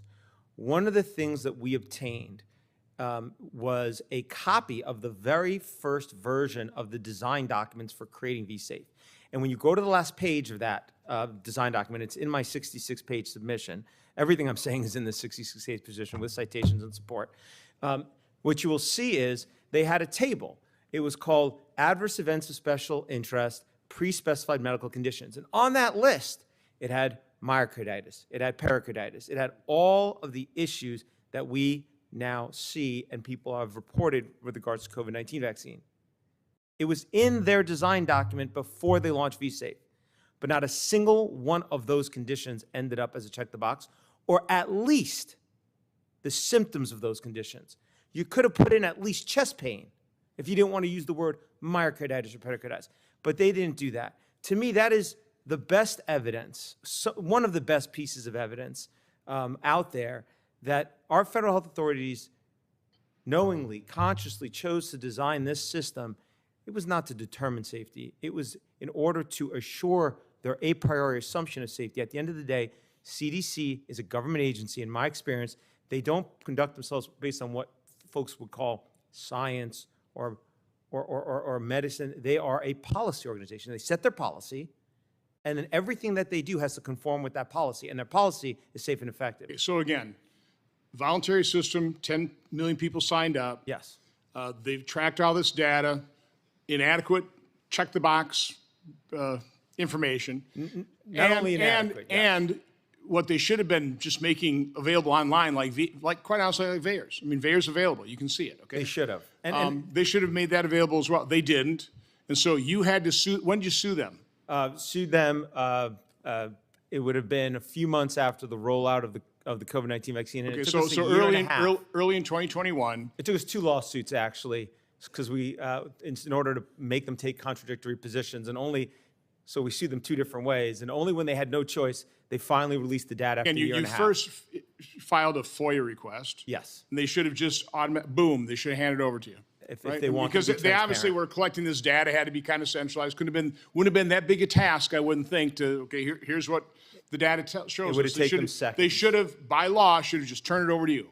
They should have. And they didn't. So you had to go to court, and it took you 2 years. It took it. to Okay, get then, the- so now drum roll. Yes. What did the VSafe data show once you finally extracted it by a lawsuit using the courts? Yes. What did they show you about how safe the Here's COVID what injection was? Here's what it showed. In contrast to the dozens of studies that the CDC relied upon to say that COVID-19 vaccines were safe using VSafe data, where they only reported the first week of what people reported after the injection seek medical care, even though they know that injuries from COVID vaccine can happen well after the first week, but they only reported the first week to make the number look low. And even though they designed the system to collect medical seeking behavior for 6 weeks after getting the vaccine and 3 more instances after that, when we got the data, it showed that 7.7% of VSafe users reported needing medical care after the COVID-19 vaccine. And 75% of those reported they were hospitalized, emergency room, or urgent care. And on average, they sought medical care 2 to 3 times each. All of this data is publicly available now. And so if you're asking... And by the way, and a quarter missed a day of work, which, by the way, Thomas Bakura, in a video before the emergency use authorization about the safety surveillance system, said, we're going to take this so seriously. If somebody loses a day of work, we're going to have a CDC official on the phone following up, checking it out. Was that your experience, Dr. Walskog? Absolutely not. Not exactly. Did you want to say anything else about that? I know I've been kind of stomping on you. No, not at all. No, it's just this. When they designed VSafe, the only data that probably could have assessed safety was medical seeking behavior. So you would hope our federal health agencies had a number. Look at how, how often COVID itself injured people. So you want to make sure the vaccine's safer than that, right? So was it 1 in 200 sought medical care? They pulled the plug? 1 in 100 people reported seeking medical care VSafe, then they'd pull the plug? The data showed 1 in 13 people sought medical care on average 2 to 3 times each. I don't think there was a number, unfortunately, that would have been sufficient for CDC to pull the plug. So what we sought for years is their analysis of VAERS, the proportional reporting ratio, which they did release some of those through FOIA to news organizations, that type of thing, not particularly useful. And by the way, they didn't particularly like that statistic anyway, so they did empirical Bayesian analysis. Never got it. Over a year, never got it. Well, we have Why? 2 federal lawsuits still going on right now for Why? the EB data. Okay, now we're starting to get some of it. Okay, and again, I don't want to steal thunder or jump the shark on things that I know about that are being studied, but I think it'll be shocking to people to realize that they definitely had signals in empirical Bayesian that they were not reporting. And it will show. It's kind of complex, but this will be shown. Well, Okay, so that's what I say. They say, well, you're not proving the case on this myocarditis. No, this is the tip of the iceberg, of the cover-up, of the downplaying, and you have to ask why. Governor, just this story, were you aware of the story of VSafe?